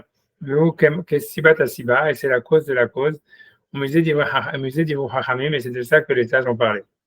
Voilà, n'importe, tu vois, ça veut dire, ok, tu vois, ça veut dire, grosso modo, tu vois, c'est encore un truc, tu vois, c'est-à-dire, il ne peut pas y avoir de distinction entre, ça veut dire, d'après les Hachamim, ça veut dire il y a une unité entre la réalité physique du monde et en fait la réalité spirituelle du monde. C'est pas deux choses qui n'ont rien à voir. Et donc en fait, c'est-à-dire que si tout doit rentrer dans ce système-là, ça veut dire l'arc-en-ciel doit avoir un système, ça c'est marqué dans la Torah. Pourquoi? Mais tout est comme ça, le tremblement de terre, le machin, la respiration, dans tout le corps humain, en fait, il doit avoir un sens en fait mystique ou moral, etc., etc. Et c'est ça, en fait, la chorma. En fait, je comprends pourquoi il dit ça, la chorma. Parce que c'est comme on a vu, tu vois, c'est que la manière de fonctionner d'une chose, ouais, je comprends ce qu'il veut dire. Ça veut dire, parce que la chorma, c'est ça, ça veut dire, ouais, tu vois, la chorma, ouais, ça veut dire, tu vois, je commence un peu à comprendre ce qu'il veut dire, c'est-à-dire, je comprends maintenant ce qu'il veut dire. Ça veut dire, ce que tu vois, c'est la chorma, c'est en fait, pour expliquer comment ça fonctionne, tu vois, parce qu'on dit, si tu vas dans la Kabbalah, on dit que le monde, il a été créé par chorma, il a été créé par la chorma. Et tu vois, ça veut dire, normalement, la chorma, ça veut dire que c'est comme une chose, la chorma, c'est comme une sorte de rayonnement que Hachem, il a, comment dire, il a fait rayonner sur l'univers, ou sur tout ce qui n'était pas lui, quoi, sur tout ce qui n'était pas lui au moment de la création. Et en fait, les choses, comment elles se sont créées, c'est que chaque chose, en fait, elle a reçu une chorma. C'est-à-dire, en fait, que c'est dans la Kabbale, ça veut dire, en fait, c'est comme s'il y avait un univers indifférent, pas indifférencié, il y avait les 4 éléments, etc. Et puis, il y a eu le rayonnement d'Hachem dessus, qui a été la chorma. Et en fait, c'est exactement comme le rayonnement de la lumière. En fait, la matière ou les choses, certaines matières, elles ont intégré certaines choses, elles ont intégré une partie de cette chorma, et une autre partie, en fait, elles l'ont réverbérée. Tu vois, elles l'ont comme le rapport qu'on a avec la lumière, avec la couleur. C'est-à-dire qu'on dit, tu vois, c'est-à-dire que dans les couleurs, on dit que les couleurs qu'on voit des objets, c'est les couleurs que l'objet n'est pas capable, de la partie de la lumière que l'objet n'est pas capable d'intégrer, donc il le rejette, et c'est ça qu'on voit. Tu vois, ça veut dire, dans la Kabbale, c'est vrai, mais je comprends maintenant peut-être c'est ça qui parle, parce qu'il dit oui, le monde il est créé avec Chorma, etc. C'est dans la Kabbale, c'est ça l'idée, c'est que Hachem il a fait rayonner, quand on dit Hachem il a créé le monde des Chorma, ça veut dire il a fait rayonner sa Chorma, et la Chorma d'Hachem en réalité, c'est si tu veux, c'était un truc qui était universel et c'est pour ça que la Chorma c'est ce qui relie à l'unité divine, tu vois, parce qu'en fait la Chorma elle est unique. Ça veut dire, en fait, il y a une seule sagesse qui s'applique à tout l'univers. Et à travers la sagesse, en réalité, on peut se relier à l'unité d'Hachem. Mais l'idée, c'est pourquoi alors le monde est morcelé, pourquoi en fait, chaque objet, il a sa propre physique d'une certaine manière, malgré tout. Ça veut dire, il a ses propres propriétés, etc. Et son fonctionnement, chaque être humain est différent, chaque animal est différent, etc. C'est parce qu'en fait, c'est l'histoire que je vous dis de l'absorption de la chorma et de la réverbération de la chorma. C'est-à-dire que chaque chorma, en réalité, chaque création dans le monde, il nous apprend quelque chose. Il y a une chorma qui montre, si tu veux. Et cette chorma-là, c'est justement la chorma qui est, tu vois, ça veut dire ce qui est peut-être pas, est-ce que c'est son intériorité ou pas? C'est compliqué, tu vois, mais en réalité, oui, ça veut dire c'est sa relation à l'intériorité, ça veut dire c'est la partie d'unité d'Hachem qu'il a pas intégrée et que donc il rejette et qui lui donne en fait sa chorma, ça veut dire sa manière de fonctionner, sa manière d'appréhender l'univers, sa manière de se relier à l'univers. Tu vois, ça veut dire l'idée, c'est quand Ragmar dit on aurait appris la tsniout du chat parce que le chat, etc., tu vois, il se cache, etc. Et donc on dit en fait, c'est Hachem, c'est la chorma du chat, tu vois, on apprend le vol de la fourmi, c'est la chorma de la fourmi. Ça veut dire Hachem, il a créé en fait, ça veut dire en donnant la chorma, et l'idée c'est que chaque être humain, il a sa chorma qui lui est propre, tu vois, c'est comme notre manière d'appréhender le monde, notre manière en fait, tu vois, et cette manière qu'on a d'appréhender le monde, c'est une manière qu'on a intégré notre relation à l'unité de l'univers, mais en même temps, une partie en fait, tu vois, qu'on n'arrive pas vraiment à intégrer et qu'on rejette dans notre comportement, dans notre aspect, et tu vois, et en fait, mais qui est nous, en fait, qui est nous dans notre fonctionnement avec l'extérieur, tu vois. Et ça c'est dans la Kabbalah, c'est ça l'histoire de la Chorma, tu vois. Donc, maintenant, je comprends un peu mieux ce qu'il veut dire avec l'histoire de montrer et en même temps la proximité, la sororité, quoi. C'est-à-dire, ça veut dire on exprime quelque chose, en fait, qui est en même temps, tu vois, ça veut dire extérieur et intérieur à nous. Et c'est ce qu'il veut dire. Il veut dire donc la science physique, c'est simplement, tu vois, c'est l'aspect extérieur de la sagesse, mais en fait, cet aspect extérieur de la sagesse, il a une intériorité, en fait, qui le relie à l'unité du divin, qui est sa chorma, et que c'est de ça ce que les sages y parlent, quoi. Comme ça, tu vois. A priori, c'est ça, c'est un truc comme ça qui veut dire, tu vois, c'est ce que veut dire. C'est ça l'idée de dire qu'il y a une cause divine à toute cause naturelle. Voilà, c'est que la cause naturelle, elle est simplement, voilà, c'est la partie du non-un, tu vois, qui extermine. C'est la chose que la matière n'a pas pu accepter et qu'elle a montré et qui devient sa chorma, qui est sa manière d'exister, tu vois. Et que chaque être humain, il a sa chorma. Comme tu vois, chaque animal a sa chorma, chacun a sa manière, en fait, tu vois, d'appréhender le monde, de connecter avec le monde, etc. Moi, j'arrête de vous saouler, tu vois, j'avance, tu vois, aussi bas, donc ici, c'est la cause de la cause.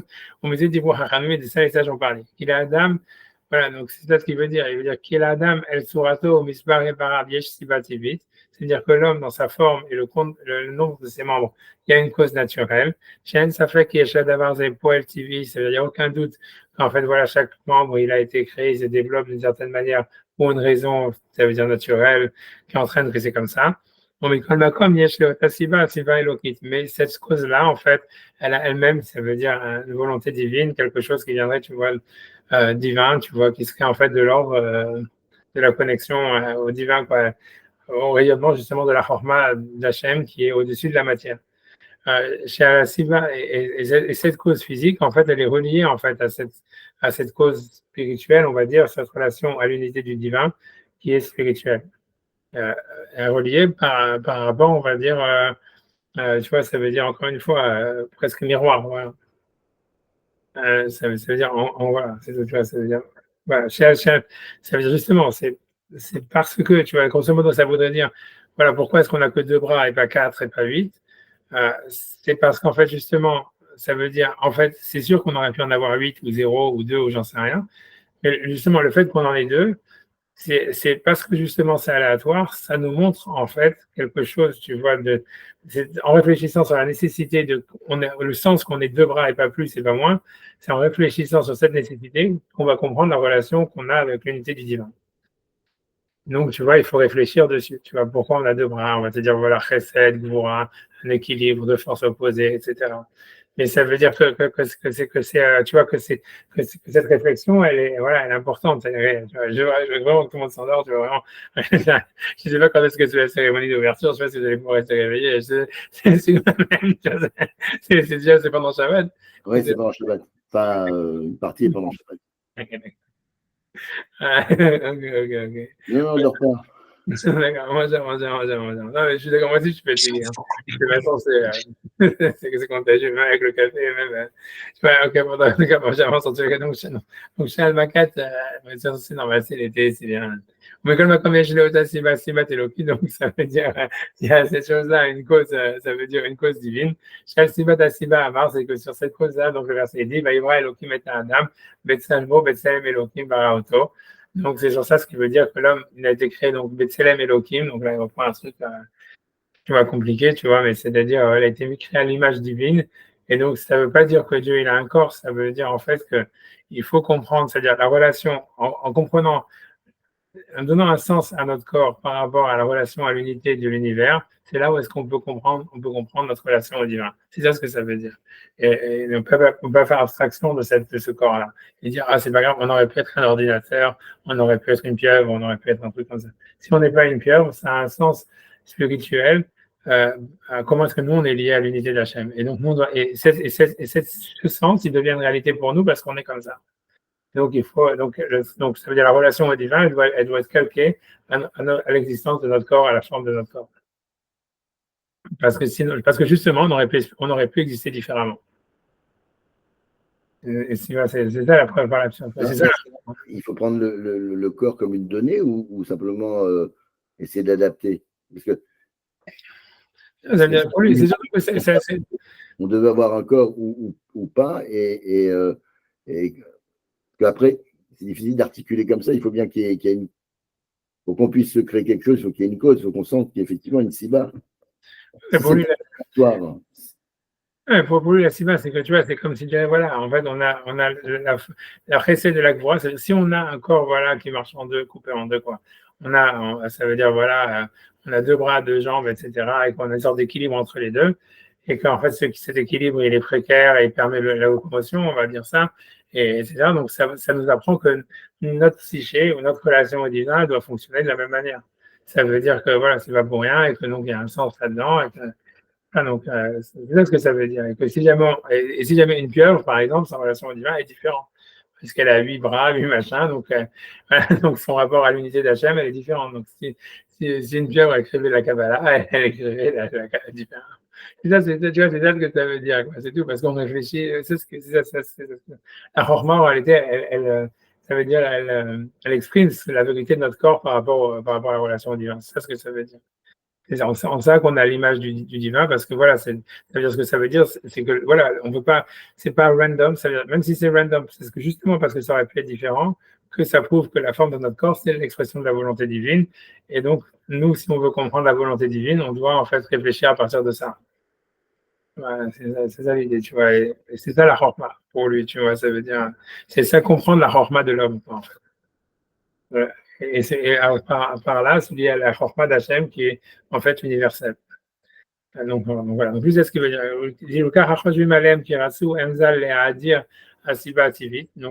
Donc ceux qui pensent qu'ils ont voulu cacher, ça veut dire couper, ça veut dire cacher la cause naturelle des choses. Donc comme s'ils voulaient faire comme si ça n'existait pas. Donc c'est pour ça qu'ils n'ont pas voulu accepter donc la volonté, ça veut dire la cause qui leur avait été donnée par la science, d'avoir Shav. Donc c'est pour lui c'est quelque chose de faux, c'est pas ce que les sages ont voulu faire quand ils ont en fait quand ils ont parlé quand ils ont donné une interprétation mystique ou métaphysique à des phénomènes physiques. C'est pas qu'on nie la science, mais en fait et qu'on a voulu la cacher, qu'on voudrait qu'elle n'existe pas. Non, c'est qu'on cherche la cause du principe lui-même. Voilà, c'est-à-dire. Donc lui dit à part ça, donc ce qu'il avait dit à part ça, les lecteurs du Talmud qui ont voulu en fait, qui ont critiqué le Talmud sur ses connaissances scientifiques, en fait, ils n'ont même pas compris ce que le Talmud disait. L'homme tout l'ivrem, la vie d'ivrem, donc ils n'ont pas compris vraiment ce qu'il voulait dire. Parce qu'ils se sont éloignés de ça. C'est-à-dire qu'ils ont compris leurs choses dans leur sens premier, sans chercher à comprendre la vérité des choses qu'il voulait dire. Qui dit vrai, même Benista ou Benéla. Donc là, c'est complètement contradictoire ce qu'il disait avant, parce qu'il dit leurs paroles, elles sont cachées et voilà, et tu vois, codées, on va dire. Donc je ne sais pas exactement, tu vois, comment tu peux dire, voilà, il faut dire la chose clairement, mais en même temps, c'est caché, codé, ok.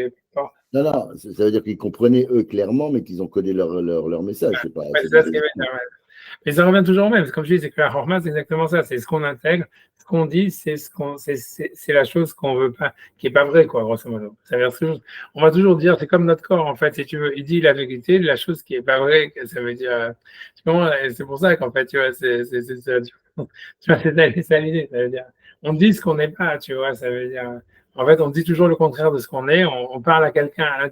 C'est quand on va dire quelque chose, en fait, on parle à l'intérieur de nous-mêmes à quelqu'un qui est le contraire de ce qu'on est en train de lui dire, tu vois, puisque si jamais, en fait, la personne à laquelle on parle, elle savait ce qu'on lui disait, ben, on n'aurait rien à lui dire, tu vois. Donc, ça veut dire, en fait, tu vois, on dit toujours le contraire de ce qu'on est véritablement, quelque chose comme ça. Mais c'est pas en même temps un mensonge, parce qu'en fait, on est dans cette relation plutôt. On exprime, tu vois, ça veut dire cette contradiction, tu vois, cette relation, tu vois. Bref, tu vois, ça veut dire, a priori, c'est un truc comme ça. Et donc, voilà. Donc, en fait, ça peut être que des codes, quoi. Tout ce qu'on dit, c'est des énigmes à la fin. Puisque, tu vois, en fait, on fait que décrire des symptômes, en fait, d'un paradoxe. Ça sera l'idée, tu vois. On va j'arrête de parler, de voir, je suis en train de dormir tout le monde. Mais vraiment, je dis, qu'est-ce que j'ai fait aujourd'hui pour arriver à cette madrigal? Je commence à me sentir un peu mieux, de moins malade et tout ça. Mais, j'aurais dit, c'est ce que je faisais sur le café, j'ai pas passé, j'ai fini ma bouteille de whisky hier. Mais je crois que je vais m'acheter mon billet pour la France pour récupérer ma liberté. Je vais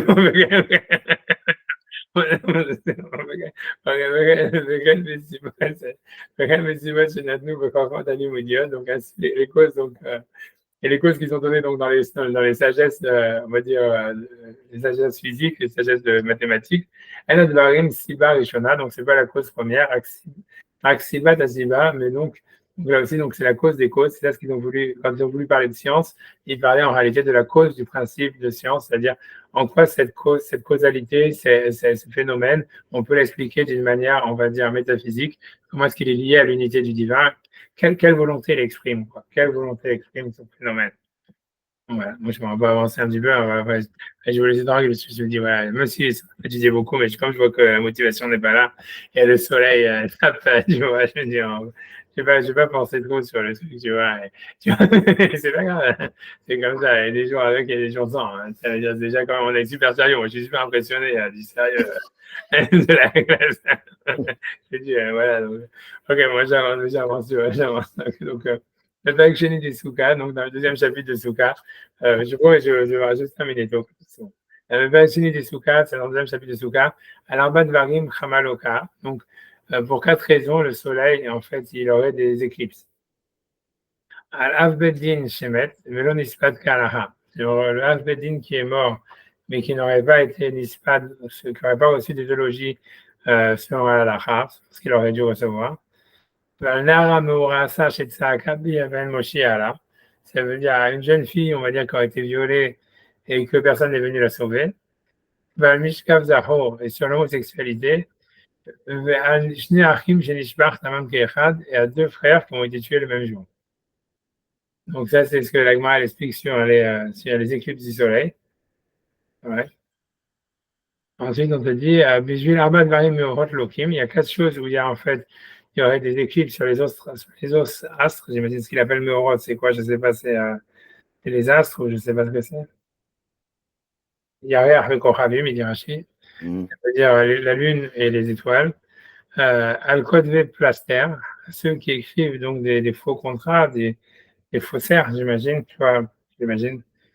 Plaster, ça serait des trucs, ça serait des faussaires, un truc comme ça. Valmeide et des shekers, à ceux qui font des faux témoignages.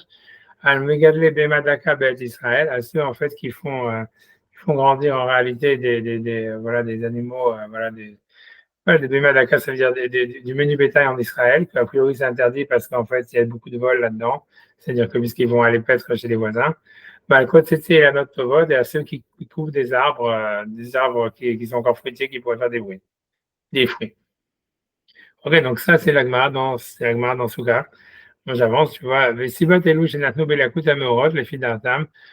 Donc les causes qui ont été données donc sur les éclipses des astres, dans leur avis, Yachish Achush Aniglé, ça veut dire on voit clairement que c'est n'importe quoi.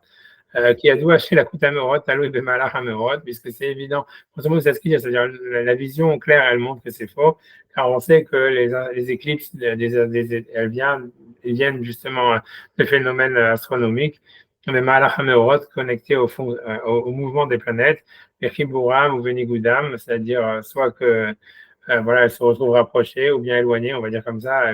Chiburam, Venigudam, je ne sais pas ce qu'il veut dire, ou opposées les unes aux autres en se cachant les unes aux autres. Ou en s'éloignant, en se rapprochant, ou dans la longueur, dans la largeur, et c'est ainsi, donc comment est-ce qu'on pourrait dire que les éclipses, elles dépendent de choses pareilles? J'ai un dame Yodea Azman à la coude, puisqu'on peut prédire très clairement quand est-ce qu'il va y avoir une éclipse, chez Malpia Heshbon, parce que c'est prévisible, c'est calculable. Vers Hidlou à la coude, vers Amasim, donc comment est-ce qu'on pourrait dire que ces phénomènes prévisibles, ils soient liés à des fautes qui, elles, ne sont pas prévisibles a priori. Donc, gamme d'avancée ou taout. Donc, lui dit ça aussi, c'est une erreur. Bien que, tu vois, à mon avis, je ne sais pas pourquoi il ne pense pas que les fautes sont prévisibles, tu vois, mais bon, je ne suis pas rentré là-dedans. Je ne suis pas gamme d'avancée ou taout. Et donc, cette chose-là aussi, elle est une erreur. Shen Mida Hachamim Zal, la Sir Siva Akrova. Ça veut dire qu'il n'y a pas, c'est-à-dire, il n'y a pas de. Ça veut dire, c'est pas le chemin des sages d'enlever la cause première, de nier la cause simple, on va dire. Chez Vadaï Talou, les Amerot de Malach Amerot, puisque c'est clair en fait que les éclipses, elles sont liées dans le mouvement des étoiles. Aval Sibad Asibod Natnu Hemzal, mais la cause des causes, ils ont voulu parler, ils ont dit, qui Imloi Aya Achet Baolam, s'il n'y avait pas la faute dans le monde, Loaya Davardé, la chose n'existerait pas, le phénomène n'existerait pas. Ken Safret chez la Kouta Meorot ou Fritout Gadol, le Chisaron Baolam, parce que c'est clair que les éclipses, c'est quelque chose de négatif, un manque dans le monde. Mais si la faute n'existait pas dans le monde, ça veut dire le monde, l'ordre universel n'aurait pas donné qu'il y ait des éclipses. J'ai pris tout de Chisaron, puisque c'est un problème ou ça montre un défaut dans le monde, on va dire comme ça. Moi, chez Mouskam Mikol Adam, puisque tout le monde en est d'accord. Donc, moi, j'étais une Sabemase Bereshit. Et comme on voit dans la création du monde, chez Ilmale Lochata Adam, que si jamais l'homme n'avait pas fauté, Ayam Makom à Adam Began Eden, c'est-à-dire le monde et l'homme, il serait dans le jardin d'Éden. Mozonatem, Mezonata Frérot Gan Eden, et sa nourriture, ça serait les fruits du jardin d'Éden. Bishbil Shechataat, et puisqu'il a fauté à ce moment-là, Sida Hashem Idbach Inyana Adam, donc Akadosh Baruch Hu, il a organisé, on va dire, la situation de l'homme, l'environnement de l'homme, avec des problèmes, en fonction de ses actions, quoi. Puisqu'il faut qu'il soit adapté au tikkun qu'il doit faire, quoi. Moi, chez Sifra la Torah, comme la Torah elle a dit, quand c'est dardar tatsmiach lecha, c'est-à-dire la terre elle va faire pousser des ronces pour toi. Arrête Hashem idbach, sidar anagata adam, les filles madragato malato. Donc on voit qu'Akadosh Baruch Hu, donc il a organisé le monde par rapport à l'homme, c'est-à-dire que voilà, donc c'est en fonction de l'homme. Donc s'il y a des problèmes, s'il y a des éclipses, c'est parce que l'homme il fait certaines choses qui fait que dans le monde il doit y avoir des éclipses. Et puisque dans le monde, il y a cette possibilité de faire des fautes. Donc, c'est pour ça qu'au depuis le début de la création du monde, l'onatan Hashem idbach lahem or shelo ikabel la couille. Et la Kadosh Baruch Hu n'a pas créé une lumière qui ne va pas avoir des éclipses, grosso modo. Donc, ça veut dire, voilà, d'où la traite, c'est-à-dire, si ce n'était pas la faute, il n'y aurait pas cette organisation, sauf, Bishvil Chataim Elou ou la Kuya Meorot. C'est à cause, en fait, de ces fautes qu'en fait, on peut observer, ça veut dire ces éclipses, et en fait, quelque chose, tu vois, ça veut dire des défauts, on va dire, dans le monde. J'avance encore un petit peu, tu vois. À mon avis, c'est encore lié avec la même histoire, de dire que voilà, que le monde, il reçoit par rapport à ce qu'il peut recevoir de la Chorma d'Hachem, et en fonction de ça, si tu veux, il s'organise, tu vois. Mais c'est ça la Chorma, quoi. Ça veut dire l'homme, il fait une faute, maintenant la terre, il sort du jardin d'Éden, il va recevoir si tu veux, des ronces et machin, etc. C'est grosso modo, c'est parce que l'homme, par rapport à ce qu'il peut recevoir d'Hachem, maintenant, sa relation à l'unité d'Hachem, elle va être à travers le travail, tu vois. Mais ça veut dire que ça aurait pu être différent, tu vois. Mais c'est sa chorma, la chorma de l'homme, c'est ce qu'il a pu recevoir d'Hachem. Et maintenant, comment est-ce qu'il va exprimer cette chorma et comment il va se relier à l'unité d'Hachem, ça passe maintenant par ça. Et donc, pour lui, c'est tout un système environnemental. Ça veut dire que la chorma, c'est comment est-ce que l'homme ou n'importe quel objet, en fait, il est lié à son environnement et il est en harmonie avec son environnement, et en quoi il lui apporte quelque chose et en quoi il est lié, tu vois, en même temps avec l'unité de l'univers, tu vois, et à travers ça du divin. Donc, l'homme, il fait des conneries. C'est normal qu'il soit mis dans un monde où il y a des éclipses, quoi. Mais ça montre que lui aussi, il a des éclipses, quoi, voilà. Il y a des jours où il est fatigué, il y a des jours, voilà, il faut écourter le cours. Voilà, c'est ce que ça veut dire. Mais le Thomas, on n'est pas toujours au top. Ouais, c'est ce que ça veut dire l'idée.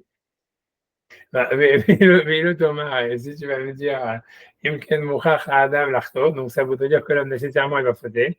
Yen de Kushia, c'est pas une question. Shem, ça ferait qu'il y a un klal à Olam Kulo Sadikim. Ça veut dire, oui, c'est clair que oui, la faute existe. C'est-à-dire, le monde n'est pas fait avec des justes. Ça veut dire, voilà, Shem n'a pas créé le monde parfait. Même l'homme n'est pas parfait. Les Sadikim, on va dire, c'est des accidents. Ad Azman Shikuyam, Umal Hashem et Levavcha et Levavzarecha, jusqu'à ce que le moment arrive où Hashem il va couper, ça veut dire faire la circoncision de ton cœur et du cœur de ta descendance. Vaz Loye la Kutameurot, Chisaron Klal, et à ce moment-là, il n'y aura plus d'éclipse. Kaz Nomar, Ve Chafra Levana, Vosha Achama, tu vois, ça veut dire la lune aura honte, Vosha Achama et le soleil aussi. Et le soleil ne sera plus une lumière pour la journée. Mais ce sera Hachem ta lumière. Tout ça, grosso modo, ça veut dire qu'en fait, tout est en connexion. C'est-à-dire, si nous, on fait des fautes, le monde, il est comme ça. Le monde, il est aussi fautif. Ça veut dire, la lune, elle est aussi coupable d'accepter d'être idolâtrée. Le soleil aussi, etc. Ça veut dire, voilà, c'est le monde dans lequel on est, voilà, qui est comme ça. Qui nous correspond, grosso modo. C'est ce que ça veut dire. Donc, ça veut dire, ça veut dire ce monde-là, il ne peut pas être en réalité proche de toute faute. Et voilà, il est avec ses défauts, et c'est à travers, encore une fois, c'est à travers ces défauts-là, en fait, qu'on est en relation avec Hachem, avec l'unité d'Hachem. C'est ça ce que ça veut dire. C'est plus dans la relation à nos défauts qu'on est en relation avec Hachem, qu'à travers la relation à notre perfection, quoi. Parce qu'il faut, c'est relier nos défauts à la perfection. Ça veut dire pourquoi on a ce défaut. C'est l'idée. Quand on comprend pourquoi on a ces défauts, qu'est-ce qu'on doit faire avec et comment est-ce qu'il est relié à l'unité de l'univers, c'est à ce moment-là qu'on est en connexion avec Hachem. Plutôt que de dire, voilà, ces défauts ne devraient pas exister. Parce que c'est vrai, ils ne devraient pas exister, mais maintenant on l'a. Et la question est de dire en quoi ça nous connecte avec Hachem. C'est ça l'idée, tu vois, c'est ça la forma, etc. C'est ce qu'il veut dire. Je pense que je vais arrêter ici parce que je n'ai pas envie de vous emmerder. Est-ce qu'on peut dire la même chose pour nos qualités? Pour nos qualités? Ouais, j'imagine. C'est la même. Ouais, j'imagine. Ouais, a priori, mais est-ce qu'on peut apprendre quelque chose de qualité? J'en sais rien, tu vois. Je sais pas, tu vois. Ouais, c'est compliqué. Hein, ça veut dire, c'est vraiment. Je sais pas. Ça veut dire, t'as raison. A priori, oui. A priori, oui. Tu vois. A priori, oui. C'est ce que tu vois. C'est ce que. Mais bon, nos qualités, c'est aussi nos défauts, quoi. Encore une fois, c'est des qualités. Je sais pas ce que je veux dire. Si tu vois, les qualités, c'est des qualités relatives, tu vois. Et les défauts sont des défauts relatifs aussi. Voilà, c'est ça. Donc, en fait, c'est ce que ça veut dire, ça revient au même, tu vois, ça revient au même. Mais tu vois, c'est ça ce que ça veut dire. En tous les cas, ça veut dire, dans le fait qu'on n'est pas parfait, quoi, grosso modo. En tous les cas, on n'est pas. L'idée, c'est pas une question d'avoir des qualités ou des défauts, c'est qu'on a des aspérités, en fait. On a des irrégularités, ça serait peut-être ça le mot.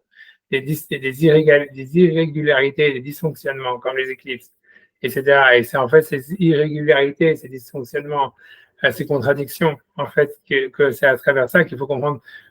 Donc, ils sont intrinsèquement en nous, et la question est de savoir pourquoi on les a, et surtout, c'est surtout en fait pas pourquoi, de comprendre pourquoi on les a, mais surtout en quoi on est lié à l'unité d'Hachem à travers ça dans l'univers, quoi. Ça veut dire, tu vois, ça veut dire une fourmi, elle a besoin d'être une fourmi pour faire son but de fourmi, et pour comprendre, tu vois, ce qu'elle doit faire, en fait, elle doit comprendre c'est quoi son attribut de fourmi, tu vois, et elle est d'accord qu'elle n'est pas Dieu sur Terre parce qu'elle est qu'une fourmi, mais en fait, elle doit comprendre, en fait, en tant que fourmi, quel est mon sens de fourmi. Donc, est-ce qu'une fourmi, c'est une qualité ou un défaut? J'en sais rien. C'est en tous les cas, c'est une structure, voilà, qui vaut ce qu'elle vaut, quoi. Voilà, mais c'est ça l'idée, tu vois. C'est ça l'idée. Mais c'est clair que, je sais pas, c'est compliqué de. C'est sûr que tu vois, les Gdola Moussa, ils disent toujours qu'il faut être conscient de ses qualités, mais ça revient au même, tu vois, ça revient au même. Je pense, tu vois, j'en sais. Ça serait la conclusion de. C'est le Shirachirim, non, c'est les proverbes pour l'homme. Il dit crains l'Éternel et serre-le, car c'est là tout l'homme. Ouais, voilà. Ouais, je sais pas ce qu'il veut dire. Ouais, je sais pas ce qu'il veut dire par là. Tu vois, c'est peut-être ça. Ouais. Ça veut dire parce qu'a priori, c'est la fin de Kohelet. Lui, c'est sa conclusion. Ouais, c'est Kohelet, c'est ça. C'est sa conclusion à lui. Lui, c'est. Ouais. Non, c'est sûr. Lui, il a été à la recherche. Il a été à la recherche comme ça de sa vraie nature. Enfin, le sens de son existence. Certainement, il a tout essayé. Il a cherché. Enfin, moi, j'ai l'impression que les animaux, ils comprennent par eux-mêmes, ils ont l'instinct, mais que nous, on est obligés de chercher quand même, de se confronter à l'expérience comme ça. Je sais pas, donc, Et on nous a préparé un terrain de jeu un peu. Bon. voilà. Voilà. Je sais pas, donc Kohelet, si tu veux prendre. On a besoin de chercher, nous. C'est pas une connaissance. C'est pas une connaissance. Je ne sais pas si on peut dire que c'est une connaissance innée comme ça. Moi, ce que j'ai qu'on peut l'impression. dire quand même. Maintenant, Kohelet, j'ai l'impression qu'au début, il cherche le sens de l'univers, et ça, il se trouve pas. C'est comme tu dis, c'est là où il dit Hevel Avalim, Akol Hevel. C'est-à-dire, en fait, tu vois, le monde dans sa perfection ou dans son entièreté, il n'a pas de sens. En tous les cas, nous, on ne peut pas lui trouver un sens. Mais par contre, c'est quand il dit L'école à Adam, c'est comme tu dis, ça veut dire, voilà, moi, je suis ce que je suis. Et maintenant, tu vois, ça, par contre, tu vois, ça veut dire, et comprendre que ça, c'est Hachem, ça veut dire que c'est une créature d'Hachem. Donc, j'existe absolument comme étant le fruit de la volonté d'Hachem. Et à ce moment-là, tout prend sens, tu vois. Ça veut dire, voilà, j'existe parce que Dieu il a voulu que j'existe. Et maintenant, je dois accepter mon existence. Et ça, automatiquement, ça a un sens, tu vois. Ça veut dire, voilà, je dois boire du café. Pourquoi je bois du café? Parce que j'ai besoin de boire du café. Mais tu vois, voilà, c'est un sens en soi. Hachem, il veut que je boive du café, donc je fais une bracha. Mais tu vois, c'est ça l'idée, tu vois, c'est pas plus que ça, tu vois. C'est si tu commences à servir, à chercher c'est quoi le sens de l'histoire, c'est comme il dit, toute l'eau, elle revient dans la mer, l'eau, c'est machin, et tu reviens que, ouais, l'univers, il fonctionne très bien sans toi, et que toi, t'as rien à foutre là-dedans, et que il a l'air complètement con, tu vois, ou parfait, ou ce que tu voudras. Mais en tous les cas, c'est un truc, tu vois, que c'est Hebel Avalim, c'est pour l'être humain, c'est du zéro. Mais en fait, l'idée, c'est ce qu'il dit, il dit, sauf d'avoir Kol Nishma, et Elohim Yera, et Shmi sur la Shama, qui dit Kol Adam, c'est-à-dire par du Adam, ça veut dire, si tu commences à réfléchir à partir de toi, de ce que tu es, que tu existes, et que c'est la volonté d'Hachem, à ce moment-là, tout prend sens, tu vois. Ça veut dire, voilà, tu vois, Hachem veut que j'ai des enfants, Hachem veut que j'ai une maison, Hachem veut que j'ai Dieu, Hachem veut que j'étudie la Torah, tu vois, ça veut dire parce que, mais ça veut dire que, tu vois, c'est ça l'idée, je pense que c'est tout ça, c'est le déplacement, tu vois, justement, de la hormone partirait de l'intérieur de soi. Je pense beaucoup de ça, tu vois. Je pense que c'est assez intéressant, tu vois, c'est sûr, parce que tu vois, Quelle plus qu'un livre de philosophie, c'est clairement un livre, tu vois, contre la dépression. Et tu vois, parce que tu vois, en fait, c'est sûr qu'il est dépressif. Tu vois, quand les mecs commencent à dire ah, Abel Avalim, à quoi Evel, c'est plus une lutte contre la dépression, on voit clairement, tu vois. Et c'est sûr que la conclusion, elle est bizarre, mais qu'en fait, l'idée, c'est justement, c'est que la conclusion, elle est de dire, ouais, accepte, c'est ça, c'est ne cherche rien, tu vois, mais accepte, tu vois, accepte que tu existes, tu vois. Et à ce moment-là, voilà, il y a plus de raison d'être dépressif, tu vois, on va dire. Tu vois, ça veut dire, tu vois, c'est à peu près ça ce que ça veut dire, tu vois. J'en sais rien, j'en sais rien. Ah non, non, je sais pas, on va dire ça, c'est ça le col à la dame. Mais j'en sais rien. Ouais. Voilà, j'ai rien d'autre à rajouter. Si vous voulez, je peux vous dire un Torah de mon frère, de mon fils, tu vois, que c'est vraiment, je trouve ça tellement génial et tellement, tu vois, vrai, à mon avis. Je pense que c'est la vérité de la vérité et tellement le truc, tu vois, la vérité qu'on peut pas dire, tu vois. Parce que tu vois, moi je vais parler, tu vois, je te dis, je te dis, c'est génial. Il y a que lui qui pouvait dire un truc aussi débile. Mais tu vois, c'est que j'ai demandé, tu vois, parce que il y a marqué comment dire, dans Shemot, tu vois, quand dans la vision du buisson ardent, c'est marqué, tu vois, Moshe, au début, il ne veut pas sortir, il ne veut pas aller libérer les Juifs, etc. Il dit qui je suis pour aller parler à Pharaon, etc. Blablabla.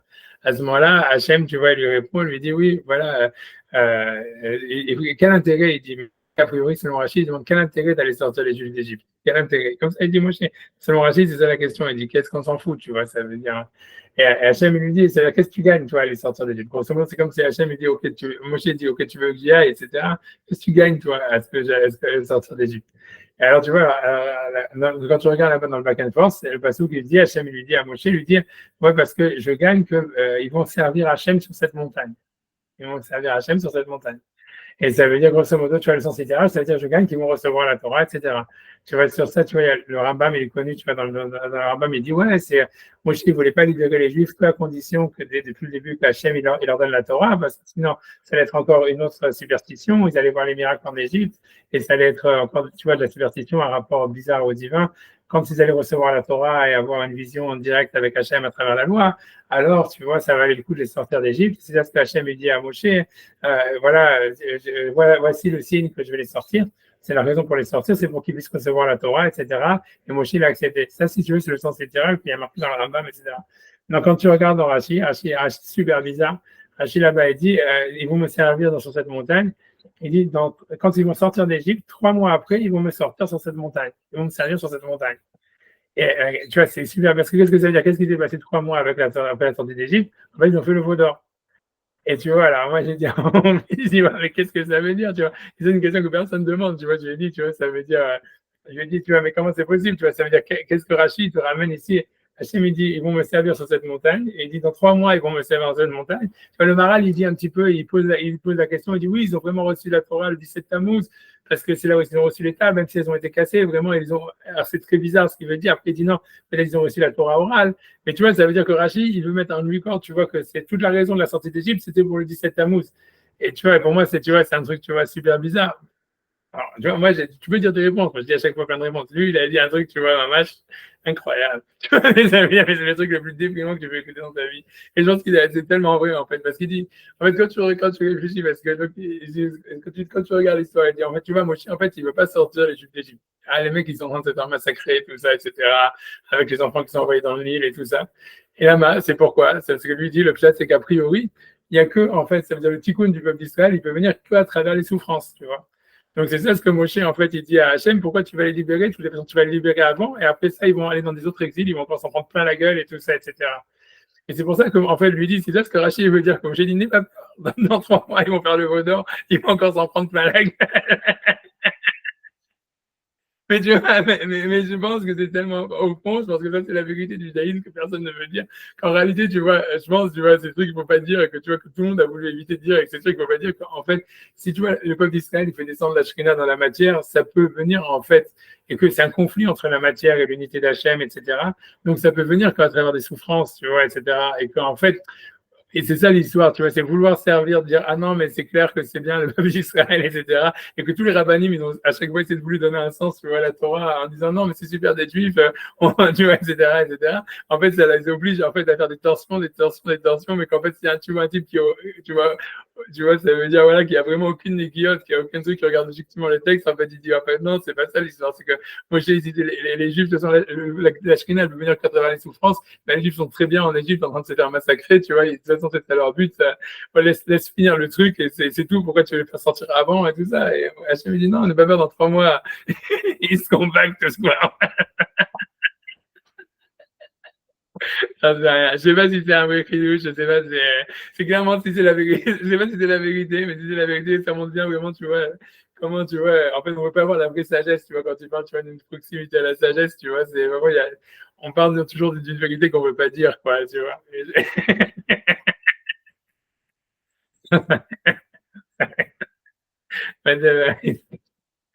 C'est un gros modèle de mentor que lui, il a dit, je sais. Parce que j'ai impressionné comment la nouvelle génération, ils peuvent dire ça sans que ça les touche, tu vois. Ils sont tellement, tu vois, nerdy que pour eux, tu vois, ils voient tellement leur monde, que leur vie comme un film que, tu vois, et eux, ils peuvent voir des vérités, tu vois, complètement, tu vois, que nous, tu vois, on n'aurait jamais, tu vois, on n'aurait jamais le courage de regarder un truc comme ça en face, tu vois.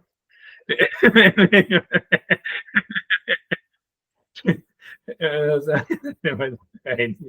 certain, s'il a raison. J'espère qu'il n'a pas raison. J'espère, tu vois, mais C'est terrible. Non, mais rétrospectivement, bien sûr, il a raison. Parce que si tu veux, quand tu regardes toute l'histoire, moi, la première fois que j'avais lu l'histoire de l'antisémitisme de Léon Poliakov, qui était la somme comme ça historique, et bon, en fait, c'est l'histoire des Juifs, quoi. Tu n'as pas besoin de dire l'histoire de l'antisémitisme. C'est l'histoire des Juifs tout court, si tu veux. C'est complètement lié avec ça, quoi. On est toujours on est toujours coincé dans cette équation, quoi. Il n'y a rien à faire. On est pris là-dedans, c'est complètement stupéfiant, quoi. Là, maintenant, avec tout ce qui arrive, si tu veux, on est bien obligé de constater qu'on est à nouveau dans une phase de torsion. On va être obligé de se tortiller encore. C'est terrible. Non, mais c'est normal. Quand on est On nous a donné on nous donne un viatique, tu as la Torah, donc tu vas donner un sens à tout ça. Débrouille-toi avec maintenant. Donne un sens. Mais la vérité, c'est que c'est ça. J'ai déjà dit une fois, je crois, quand on élit quelqu'un, on va dire, lui, on va le mettre président. C'est pourquoi. Lui, on va le mettre le peuple élu. Pourquoi? Pour pouvoir le faire sortir du groupe. Et une fois qu'on est bien sorti du groupe, on peut lui tirer. Il est visible. Et le fait d'être tapé, c'est-à-dire que vraiment, on est le peuple élu. Ça confirme notre élection. Oui, merci, ça me fait une belle jambe, si tu veux. Moi, c'est bien, mais bon, si ça peut servir de consolation, si tu veux. Mais en attendant, Bushman en Afrique du Sud, c'est difficile. Écoute, c'est difficile à vivre, il n'y a rien à faire. C'est la vérité. Tu fais du souci. C'est difficile à vivre. Bien. On prend l'histoire comme référent parce que on ne parle pas des trains qui arrivent à l'heure, on parle que des malheurs. Donc c'est normal qu'on n'a pas beaucoup de victoires. C'est vrai, encore.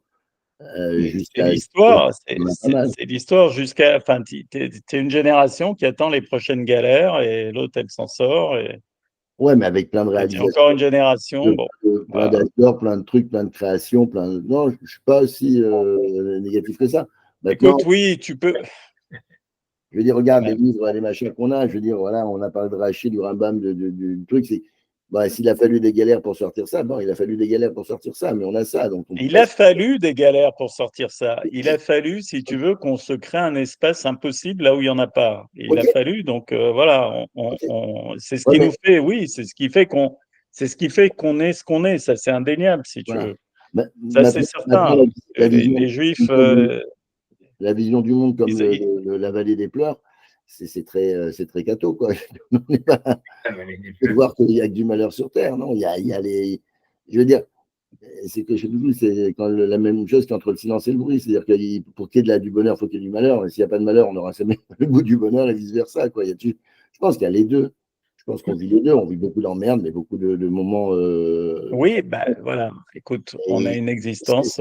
C'est vrai que de la génération. Extrême. Certainement extrême. Moi aussi, je sens chez mes filles un fatalisme. Enfin, surtout, je suis la deuxième. Il y a encore du fatalisme, mais qui ne les inquiète plus. Ouais, c'est ça, parce que j'ai impressionné ça. Tu vois, il n'y a aucun rap qui aurait eu le courage de dire un truc comme ça, même dans l'histoire. Tu vois, avec le marin, en fait, il pense ça et qu'il n'ose pas le dire, tu vois. Mon fils, il le dit comme ça, tu vois. Ma fille, elle m'a dit aussi, on est juif, on aura des emmerdes, on va mourir. Mais on est juif. Elle a aucun. Le scénario, elle l'a parfaitement intégré. Non, mais je sais pas. Mais tu as raison sur la nouvelle génération. Moi, j'étais estomaqué. Moi, j'ai un copain de ma génération. Il était à Rome, là. Il apprend l'attaque iranienne. Il a fait mamache un arrêt cardiaque. Ils l'ont, je sais pas comment, des Israéliens. Heureusement, il était avec des Israéliens qui ont pratiqué un massage cardiaque. Il s'en est sorti par miracle, quoi. Ils l'ont foutu là-bas à l'hôpital. Ils n'avaient même pas un défibrillateur dans tout l'aéroport de Rome. Et moi, mon fils, il a été se coucher. L'attaque iranienne, le gars, il te balance des missiles, des machins. Lui, il avait envie de dormir, il a été se coucher, quoi. Non, mais je sais pas, hein, peut-être, hein. Peut-être que voilà, il faut avoir peut-être que je sais pas, il faut avoir peut-être ce genre d'attitude. Ça les aidera certainement plus à affronter ce qui se passe maintenant, quoi. J'en sais rien. Il y a une façon de prendre les choses. Je sais pas. Le problème, c'est qu'ils n'ont jamais connu d'âge tranquille. Je veux dire, on est en crise. Moi, je sais pas, la crise, ça existe depuis que, à peu près, je suis adulte. Ça fait 40 ans qu'on est en crise, et crise sur crise, et machin comme ça. Nous, on a grandi. Enfin, en tout cas, moi, j'ai grandi dans un moment où il n'y avait pas encore vraiment. On était encore dans les 30 glorieuses, tout ça. Mais Ah oui. dans une crise permanente. Alors, les événements, c'est jamais que des. Voilà, c'est des épisodes. On vit de crise en crise et il n'y a pas de moment de tranquillité, quoi. En tout cas, en Europe, depuis un bon moment. Non, mais d'accord, mais tu dis la crise, à ce moment-là, tu dis pour le monde. Mais là, maintenant, on va dire, avec les Juifs, c'est encore un autre truc, quoi. C'est pas juste la crise, quoi. Je veux dire, ce qui nous arrive, là, c'est pas juste la crise. Ou alors, oui, on souffre plus au moment des crises, nous. C'est-à-dire, on va donner un sens à la crise maintenant, non, mais pour le monde entier, si tu veux. C'est une crise qui se retourne pour le monde entier, ça sera une fois de plus la faute des Juifs. Tu vois que c'est exactement les mêmes choses, les mêmes symptômes, les mêmes accusations, les mêmes trucs qui ressortent, alors qu'il y a eu, on va dire, un lavage de cerveau pendant toute une génération, une éducation, le travail de mémoire, d'innombrables films qui sont sortis, des trucs comme ça. Et on dirait qu'il ne s'est rien passé, quoi. C'est zéro. 0, 0, 0.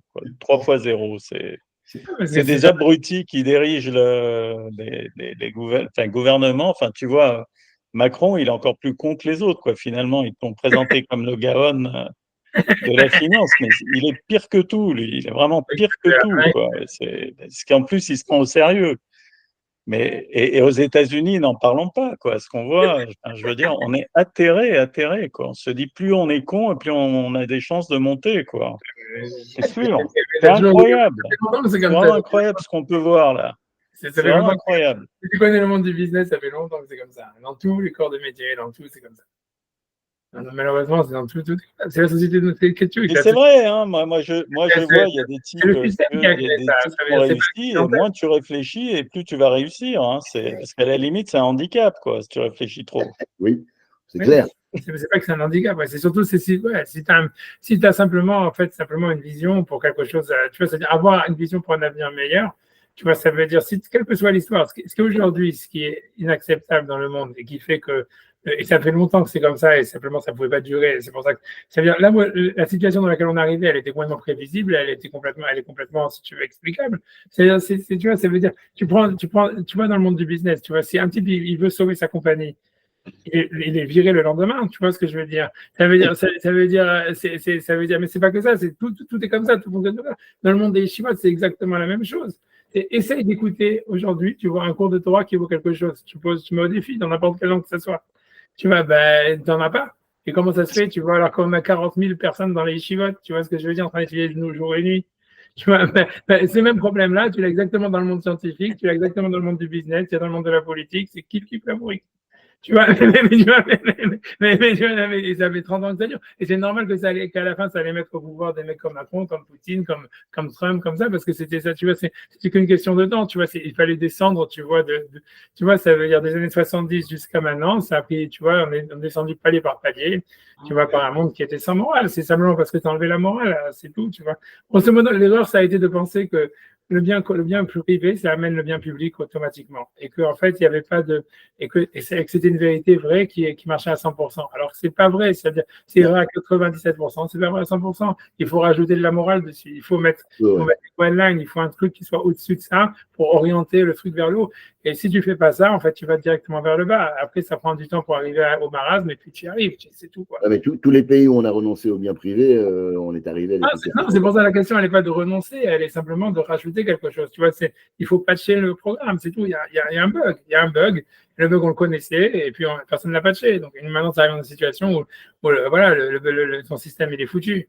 Mais ça veut dire, c'est tout, tu vois, ça veut dire, il faut garder, tu vois, il fallait garder, tu vois, c'est très difficile à dire parce que c'est un truc super antinomique, mais tu vois, mais c'est-à-dire, tu vois, il fallait garder tu vois, une sorte de code moral, mais qui valent quelque chose, qui soit une véritable foi en quelque chose, tu vois, même si c'était presque symbolique, ça aurait suffi pour sauver la société, tu vois, pour la faire aller dans une direction. Quand il n'y avait plus ça, c'était écrit que ça allait vers le bas. Enfin, je veux dire, c'est pas. Tu vois, ça fait longtemps, ça veut dire, si tu vois, c'est comme il a dit quand il a marqué dans le Midrash, quand il y a Titus qui allait tout le temple, il lui a dit tu as moulu de la farine qui était déjà moulue.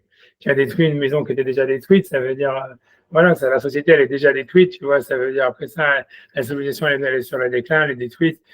Après ça, c'est qu'une manière de. Tu vois, c'est que, voilà, c'est. Celui qui vient, il vient l'apprendre, tu vois ce que je veux dire. D'un côté, c'est bien que ce soit les Arabes qui viennent en France et qui le fassent, tu vois, sans la guerre. Et tu vois, d'une manière que ce soit un grand remplacement qui se passe d'une manière pacifique, puisque la société occidentale, elle s'est détruite elle-même. Ça veut dire elle est sur le déclin comme un empire romain, parce que je veux dire, comme toutes les civilisations qui sont effondrées, c'est tout. Je veux dire. Dès que tu faisais le mariage homosexuel, ça voulait dire qu'ils en apprennent le rôle. Point à la ligne. Tu vois, c'est l'Agma qui le dit, parce que ça veut dire que tu nies vraiment l'idée fondamentale d'une vérité objective quelconque, tu vois, ou d'un progrès quelconque, tu vois, etc. Une fois que tu as fait ça, voilà, c'est tout. C'est là où ils ont signé leur arrêt de mort. Et ça, c'est simplement qui c'est qui va les enterrer. Mais c'est super intéressant. Voilà, c'est tout. Mais c'est-à-dire, voilà, on le voyait venir depuis longtemps. Et puis voilà, après qu'il y aura des à-coups, pas des à-coups, mais bon, voilà. Qu'est-ce que je te dis? Ce qui est incroyable, c'est Mais nous, on se retrouve toujours au centre de l'histoire, quoi. mais bon, nous, je veux dire, on est là, je veux dire, on est toujours. on est responsable, mais c'est sûrement parce qu'on est responsable. C'est comme si on. Voilà. Parce qu'on n'a On est pas su monter le responsable, oui. Parce qu'on n'a pas su monter. On aurait dû, tu vois, être ceux qui font monter, tu vois, qui font monter le monde vers le haut. On n'a pas été capable de faire ça. Donc c'est normal que tu vois, comme tu as dit, c'est les leaders qui prennent le premier. Mais ça veut dire que nous, on aurait la capacité, on avait le potentiel d'être des leaders. Tu vois, ça veut dire Hachem, il a donné au peuple d'Israël plus de force que les autres. Tu vois, c'est-à-dire ils ont une capacité à communiquer, ils ont une émouna qui est beaucoup plus ancrée en réalité. Même ceux qui veulent dire qu'ils n'ont pas la émouna, ils ont la émouna. Ça veut dire ils ont un sens, tu vois, de la vérité, tu vois, tu vois, c'est la révélation du mont Sinaï, c'est en fait une responsabilité et pas simplement d'accomplir, tu vois, je pense que ça a été l'erreur, c'est de penser que la responsabilité d'accomplir ou pas accomplir, la responsabilité est surtout d'être un exemple pour les autres ou tu vois, de pas être un exemple pour les autres, et ça veut dire, une fois que nous, ça veut dire, voilà, on a abdiqué, tu vois, stupidement, mais voilà, ils s'entraînaient à terme, ça devait entraîner ce que ça devait, tu vois, c'est tout, ça pouvait pas arriver à ça. Pas quoi dire, tu vois, j'aime pas être fataliste ni rien, mais bon, on verra bien que tout se passe pour le mieux, peut-être qu'on va encore faire tes chevaux, etc.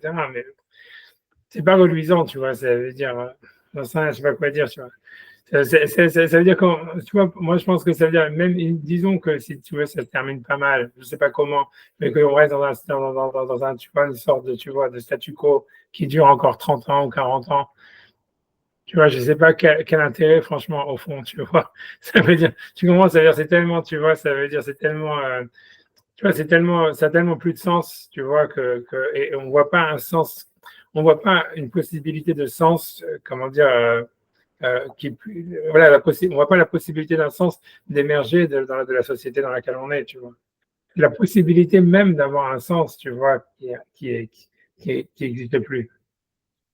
Donc, moi, je pense, tu vois, il y a une impasse, il y a une impasse réelle, ça veut dire au niveau social, tu vois, c'est une impasse, voilà, et, on ne peut pas en sortir, tu vois, parce que l'idée même de foi en quelque chose, elle a disparu, tu vois, ça veut dire la possibilité même, tu vois, tu vois, c'est qu'est-ce que tu vas revendiquer aujourd'hui, tu vois, tu vas dire je revendique, je suis juif ou j'en sais rien, c'est aussi, tu vois, tu peux faire que des revendications identitaires, il n'y a plus de revendications possibles, tu vois.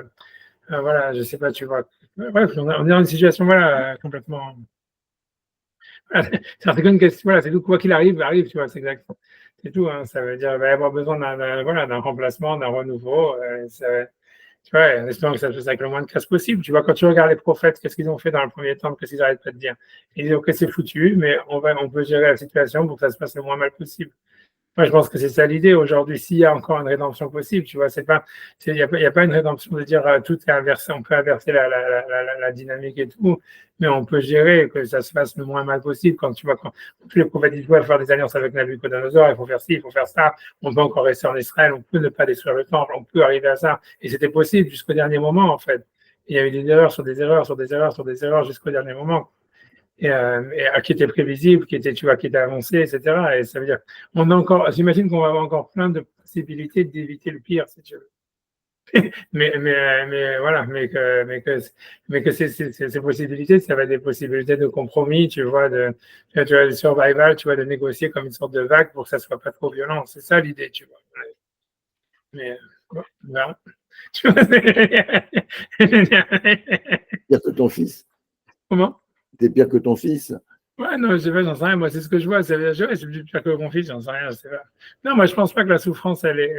Ah, Non, ouais, je pense pas c'est qu'elle. un haricot, mais qu'il n'y aura pas de souffrance. Non, ça, on peut, je sais pas, on peut éviter. Mais c'est clair que ça sent très mauvais, tu vois ce que je veux dire. Tu vois pas vraiment comment tu pourrais, tu vois, éviter une catastrophe. Tu vois, je veux dire, ça veut dire d'où qu'elle parte. Tu sais pas comment tu pourrais l'éviter, quoi. Que ça soit une guerre mondiale. Le plus logique, c'est une guerre mondiale avec un axe Iran, Russie, Chine ou un truc comme ça. Voilà, ouais, c'est violent. Tu vois, c'est le plus probable, honnêtement. Hein, je veux dire, tu vois, c'est qu'une question de temps. Tu vois, je veux dire. Après ça, tu vois, après ça, c'est comment. Mais est-ce qu'on pourrait désamorcer? Bien sûr qu'on pourrait désamorcer. Mais tu vois, encore une fois, moi, c'est pour ça que je crois pas à l'élection de Trump, parce que ça veut dire Trump, ça serait la solution, et je pense pas. On voit bien que HM, tu vois, si Trump, si tu vois, Trump, il arrive à désamorcer le truc, ce qui est très possible, on gagnera du temps. Tu vois. C'est ça l'histoire, tu vois. Mais on peut espérer, voilà. On peut espérer des périodes de rémission, moi, je pense que c'est ça l'histoire. Ça, maintenant, le point. C'est très juif de gagner du temps, si tu veux. En Israël, c'est ce qu'ils font toute la journée. C'est la seule stratégie, c'est de gagner du temps. C'est clair, si tu veux, que toute la stratégie, c'est de gagner un peu de temps. Pour aller vers quoi? Personne ne le sait, si tu veux. Personne. Mais ce qu'on sait, c'est que pourquoi il fait tout ça et pourquoi toutes ces manips et pourquoi essayer ça.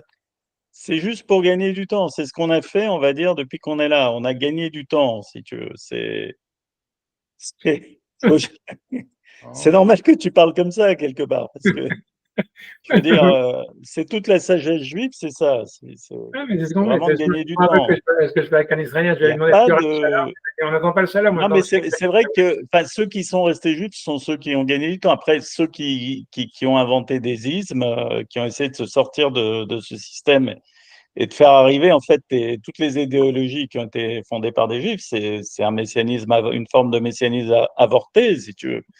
Mais c'est pas vraiment satisfaisant de se dire que tout ce qu'on peut faire, si tu veux, c'est d'essayer de sortir un tuba pour tenter de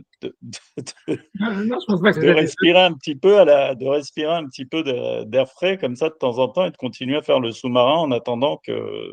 Mais je pense qu'on s'est mis dans des situations comme ça. On s'est mis dans des situations comme ça et on est complètement. Tu vois ce que je veux dire? C'est la perversion morale. Elle a été faite par les gens de notre génération. Elle a été réelle. Tu vois ce que je veux dire? Elle n'est pas excusable. Je veux dire, qu'est-ce que tu veux que je te dise? C'est comme il a dit Thierry une fois, il y a 30 ans, tu vois, le monde, il était au top, tout était au vert et tout ça. Et en 30-40 ans, on a foutu le monde dans la merde. Mais on est tous responsables de ça. Et on est tous responsables. Chacun a fait sa connerie, tu vois. Chacun, peut-être que des fois, tu peux dire, peut-être tu n'aurais pas pu, etc. Mais en fait, tu vois, ça veut dire, si tu veux, ce que ça te montre, c'est que le monde, il n'a pas été détruit parce qu'il y a eu, il y a eu des monstres qui sont venus et qui ont dit on va détruire le monde et tout ça, des Ben Laden, des machins. Le monde, il a été détruit par la connerie générale de chacun qui a pas voulu même essayer de donner le meilleur de lui-même, tu vois, et qui a simplement à chaque fois dire voilà, je vis ma vie, je fais ça, j'accepte ce compromis, j'accepte ce compromis, sur ce compromis, sur ce compromis, sur ce compromis, et chaque compromis, tu vois, c'est un autre compromis, et en 30 ans, tu arrives à une situation où il n'y a plus rien. Oui, il n'y a plus aucun esprit de bien commun, le bien commun, ça n'existe plus. Oui, mais c'est vrai, c'est même pas l'idée. On pense à sa gueule, alors évidemment, ça tire dans tous les sens. Mais comment on arrive à ça? Tu vois, c'est arrivé, c'est pas arrivé du jour au lendemain, et c'est pas arrivé parce qu'il y a un méchant qui a dit non. C'est Non, parce que voilà, on a laissé cette corruption s'installer, Ça, c'est devenu normal que ça soit comme ça. C'est normal comme ça. C'est devenu comme c'est devenu avec l'antisémitisme, la même chose. Alors, c'est normal qu'on dise ça, après c'est normal qu'on dise ça, ça s'installe petit à petit. Et voilà, et une fois que si tu laisses faire, ça rentre dans une spirale et après c'est plus, tu vois, tu es sur un point où la spirale est plus rattrapable, tu vois. Mais, une fois, peut-être que tout ce qu'on a, c'est à sauver, de garder un espoir pour la génération d'après, qu'eux, ils peuvent repartir. Ça m'étonne, je sais pas, tu vois, je sais pas. Ouais. Moi, je mets beaucoup la faute sur le marketing. Ouais, non, mais c'est toute la société normale. Ça veut dire, il y a eu des erreurs. Consommation. Tout le monde a été fautif. Tout le monde a été fautif vraiment d'une manière petite et ça suffit pour foutre la merde, tu vois. Les intellectuels, par exemple, tu vois, ils ont été fautifs parce qu'ils savaient qu'ils disaient de la merde. Et tu vois, il y a ils ont continué à le dire parce que de toute façon, ça leur faisait, ils vendaient leurs bouquins, ils faisaient du fric et ils étaient contents. Chacun a trouvé sa petite zone de confort où il pouvait faire son petit business et tout le monde a été content avec ça en disant, bon, comme j'ai ça, tout va bien, le monde il est comme ça, c'est pas grave, de toutes les façons, tout ira bien, tu vois. Et c'est ça ce qui s'est passé. Et petit à petit, tu vois, ça veut dire, en faisant ça, ça a fait, tu vois, que voilà, que le monde, ça s'est effondré. C'est tout. C'est venu de manière très dégradée. C'est tout, tu vois ce que je veux dire. Je ne sais pas quoi dire d'autre, tu vois. Ça veut dire, c'est tout. Dans l'éducation, la même chose, tu vois. Moi, je l'ai vu je l'ai vu dans les yeshivot. Là où c'était le plus, moi, je l'ai vécu de manière la plus dramatique parce que dans les yeshivot, ça a été terrible. Parce que tu vois, ça veut dire, si tu penses que tu vois au niveau matériel ou tu vois, c'est-à-dire au niveau moral d'une société, il y a un effondrement. Tu vois, tu peux pas t'imaginer qu'est-ce que ça veut dire quand tu vois, tu as connu, tu vois, ça veut dire un monde spirituel hyper épanoui, tu vois, hyper haut, et tu le vois s'effondrer, tu vois, comme ça en 20 ans, même pas en 10 ans devant tes yeux. Tu vois, c'est affreux de voir ça. Tu vois, ça veut dire, c'est 10 fois plus grave, c'est beaucoup plus. C'est pour ça, après, et ça veut dire, voilà, et puis après, tu te dis, tu vois, tout le reste, après, c'est que de la cascade, tu vois ce que je veux dire. Tu vois, ça veut dire, mais voilà, mais comment ça s'est passé? Ça s'est passé, tu vois, vraiment, encore une fois, c'est pas parce que les Rachishivot, c'était des monstres et tout ça, etc. C'est parce que le mec, il dit, OK, il faut que je marie ma fille. Alors, OK, alors je vais mettre mon genre de Rachishiva. Après ça, si je ramasse pas du fric et tout ça, etc. Alors, c'est ça, machin, blablabla. Alors, je vais ramasser du fric, alors, je vais faire moins de cours. Et tatati, et tatata, et blablabla. Tu vois, tout était les Shem Shamaïm, tout était, mais en fait, tu vois, ils sont coupables tu vois, de chacun, tu vois, si tu veux, de décisions pareilles tu vois, en pensant que de toutes les façons, Hachem, il va aider, les meilleurs vont toujours s'en sortir, tu vois, des trucs comme ça, tu vois, des raisonnements qu'on se fait toujours, c'est pas moi, c'est quelqu'un d'autre, tous ces genres de trucs, tu vois, j'ai tué personne, tous ces trucs-là, tu vois. Et ça, tu vois, ça c'est dans les chivotes, ça s'est passé la même chose dans les business, ça s'est passé la même chose dans la politique, ça s'est passé la même chose partout. Et puis ça a donné ce que ça a donné maintenant, où voilà, les mecs ils disaient, ah merde, ouais, ah merde. De travers. Ouais, c'est comme ça, c'est ce que je te dis. Après, on part des dessus là, et c'est tout, tu vois. Je veux dire, je sais rien. Je vois pas comment. C'est très difficile à penser que la prostitution, ça veut dire que ça pourrait se retourner. Donc, parce qu'on est dans les 3 semaines, ça va aller mieux après. Amen, amen, amen. Après C'est sûr qu'en Rosh Hashanah, tout peut changer. C'est sûr que tout peut changer. C'est en fait Shuvah, tu vois, on peut changer. C'est sûr que Hachem, il peut donner une siette à l'Ishmaïa, et c'est sûr que c'est une Shuvah générale. L'événement inattendu et imprévisible et imprévu que bon, il faut peut-être aussi. Non, mais ça veut dire ça va durer, le monde, si Dieu, ça va continuer, ça va s'effondrer petit à petit, à mon avis. Tu vois ce qui va se passer en France, tu vois, à moins que tu vois qu'il y ait vraiment, si tu veux, une guerre qui commence, etc. À ce moment-là, ça va commencer quand ça commencera, tu vois ce que je veux dire. Mais encore une fois, c'est gagner du temps. Je ne sais pas quoi dire, tu vois, ça peut tout, tu vois, je ne sais pas quoi dire. Moi, ce que j'ai, j'en sais rien, je sais pas. Moi, ce que j'ai l'impression, la seule chose que j'ai, c'est quand j'étais en Israël, j'avais l'impression qu'en Israël, ça veut dire les Juifs, ils étaient dans une situation meilleure qu'ailleurs dans le monde, tu vois, ça veut dire spirituellement, même les non-religieux, même les trucs, tu vois, il y a vraiment comme quelque chose de vrai en eux, tu vois. Si tu veux, moi, quand je vois les Juifs en route salaret, c'est un truc de l'ordre vraiment du feeling, mais moi, quand je vois les Juifs dans leur route salaret, j'ai vraiment l'impression, tu vois, du plus petit au plus grand, que tu vois, il n'y a plus rien de vrai, tu vois, ça veut dire, eux-mêmes, ils savent qu'ils se mentent à eux-mêmes, c'est des zombies, grosso modo.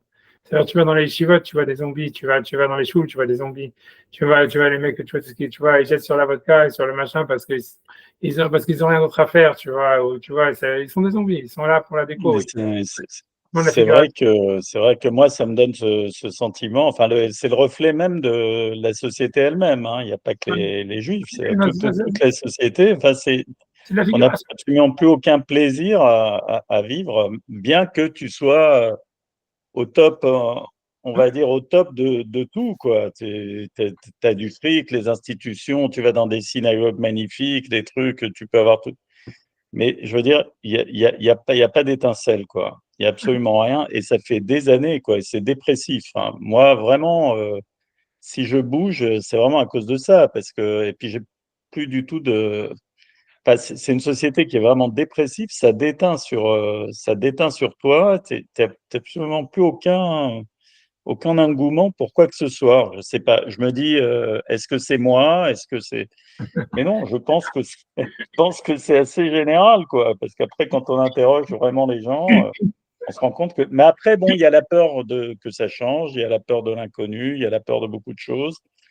Bon, c'est sûr qu'Israël, c'est pas une société idéale. Moi, tous les jours où je suis ici, je me demande ce que je fous là, d'une certaine façon. Mais d'un autre côté, bon, je trouve ça, Ils ont la vie. ça semble m'apporter. J'ai un peu la frousse quand même pour la spiritualité, comme tu dis. Il faudra vraiment que je fasse une recherche, quoi. Faudra que je. Mais bon, j'aurais que ça à foutre, à la limite. J'aurais que ça à foutre. La prochaine fois, même si tout le monde dort, je continue. Mais bon, c'est l'été, c'est normal. Je me dis, ça va, je dis ça. Je sais, moi aussi, je suis très content. En tout cas, moi, je suis très fier de vous, en tous les cas, de votre sérieux. Impressionné, Bilal Nara, très incroyable. Je ne m'attendais jamais à qu'on aille au berger. Ah non, mais alors moi, c'est un plaisir extraordinaire, si je peux le dire, que je louperai pour rien au monde. C'est vraiment un délice. Il y a le cours du. C'est pas toujours, des fois, on roupie un peu parce que je sais pas, mais bon, on peut pas être non plus tout le temps au firmament comme ça, mais franchement, bon, là, simplement, quand ma femme me demande, mais qu'est-ce que vous avez parlé de toi, qu'est-ce que tu as appris, je suis incapable de dire quoi que ce soit. Tu peux lui dire, voilà, que quand tu as des enfants. Pas intelligible, mais parce que bon, c'est quand même, tu nous portes, si tu veux, tu essaies de nous porter au sommet. Alors, on croit qu'on est un peu intelligent, si tu veux. C'est toujours la force. Moi, j'ai compris ça quand tu étudies avec des types intelligents, ils te font penser que tu es intelligent parce qu'ils te portent là-haut. Et c'est plutôt. C'est très agréable, en tout cas. C'est très agréable. Voilà. Ça fait partie de mes bonheurs, quoi. Voilà. On a raté le cours cette semaine et je suis désolé d'avoir annulé, mais là je vais mieux.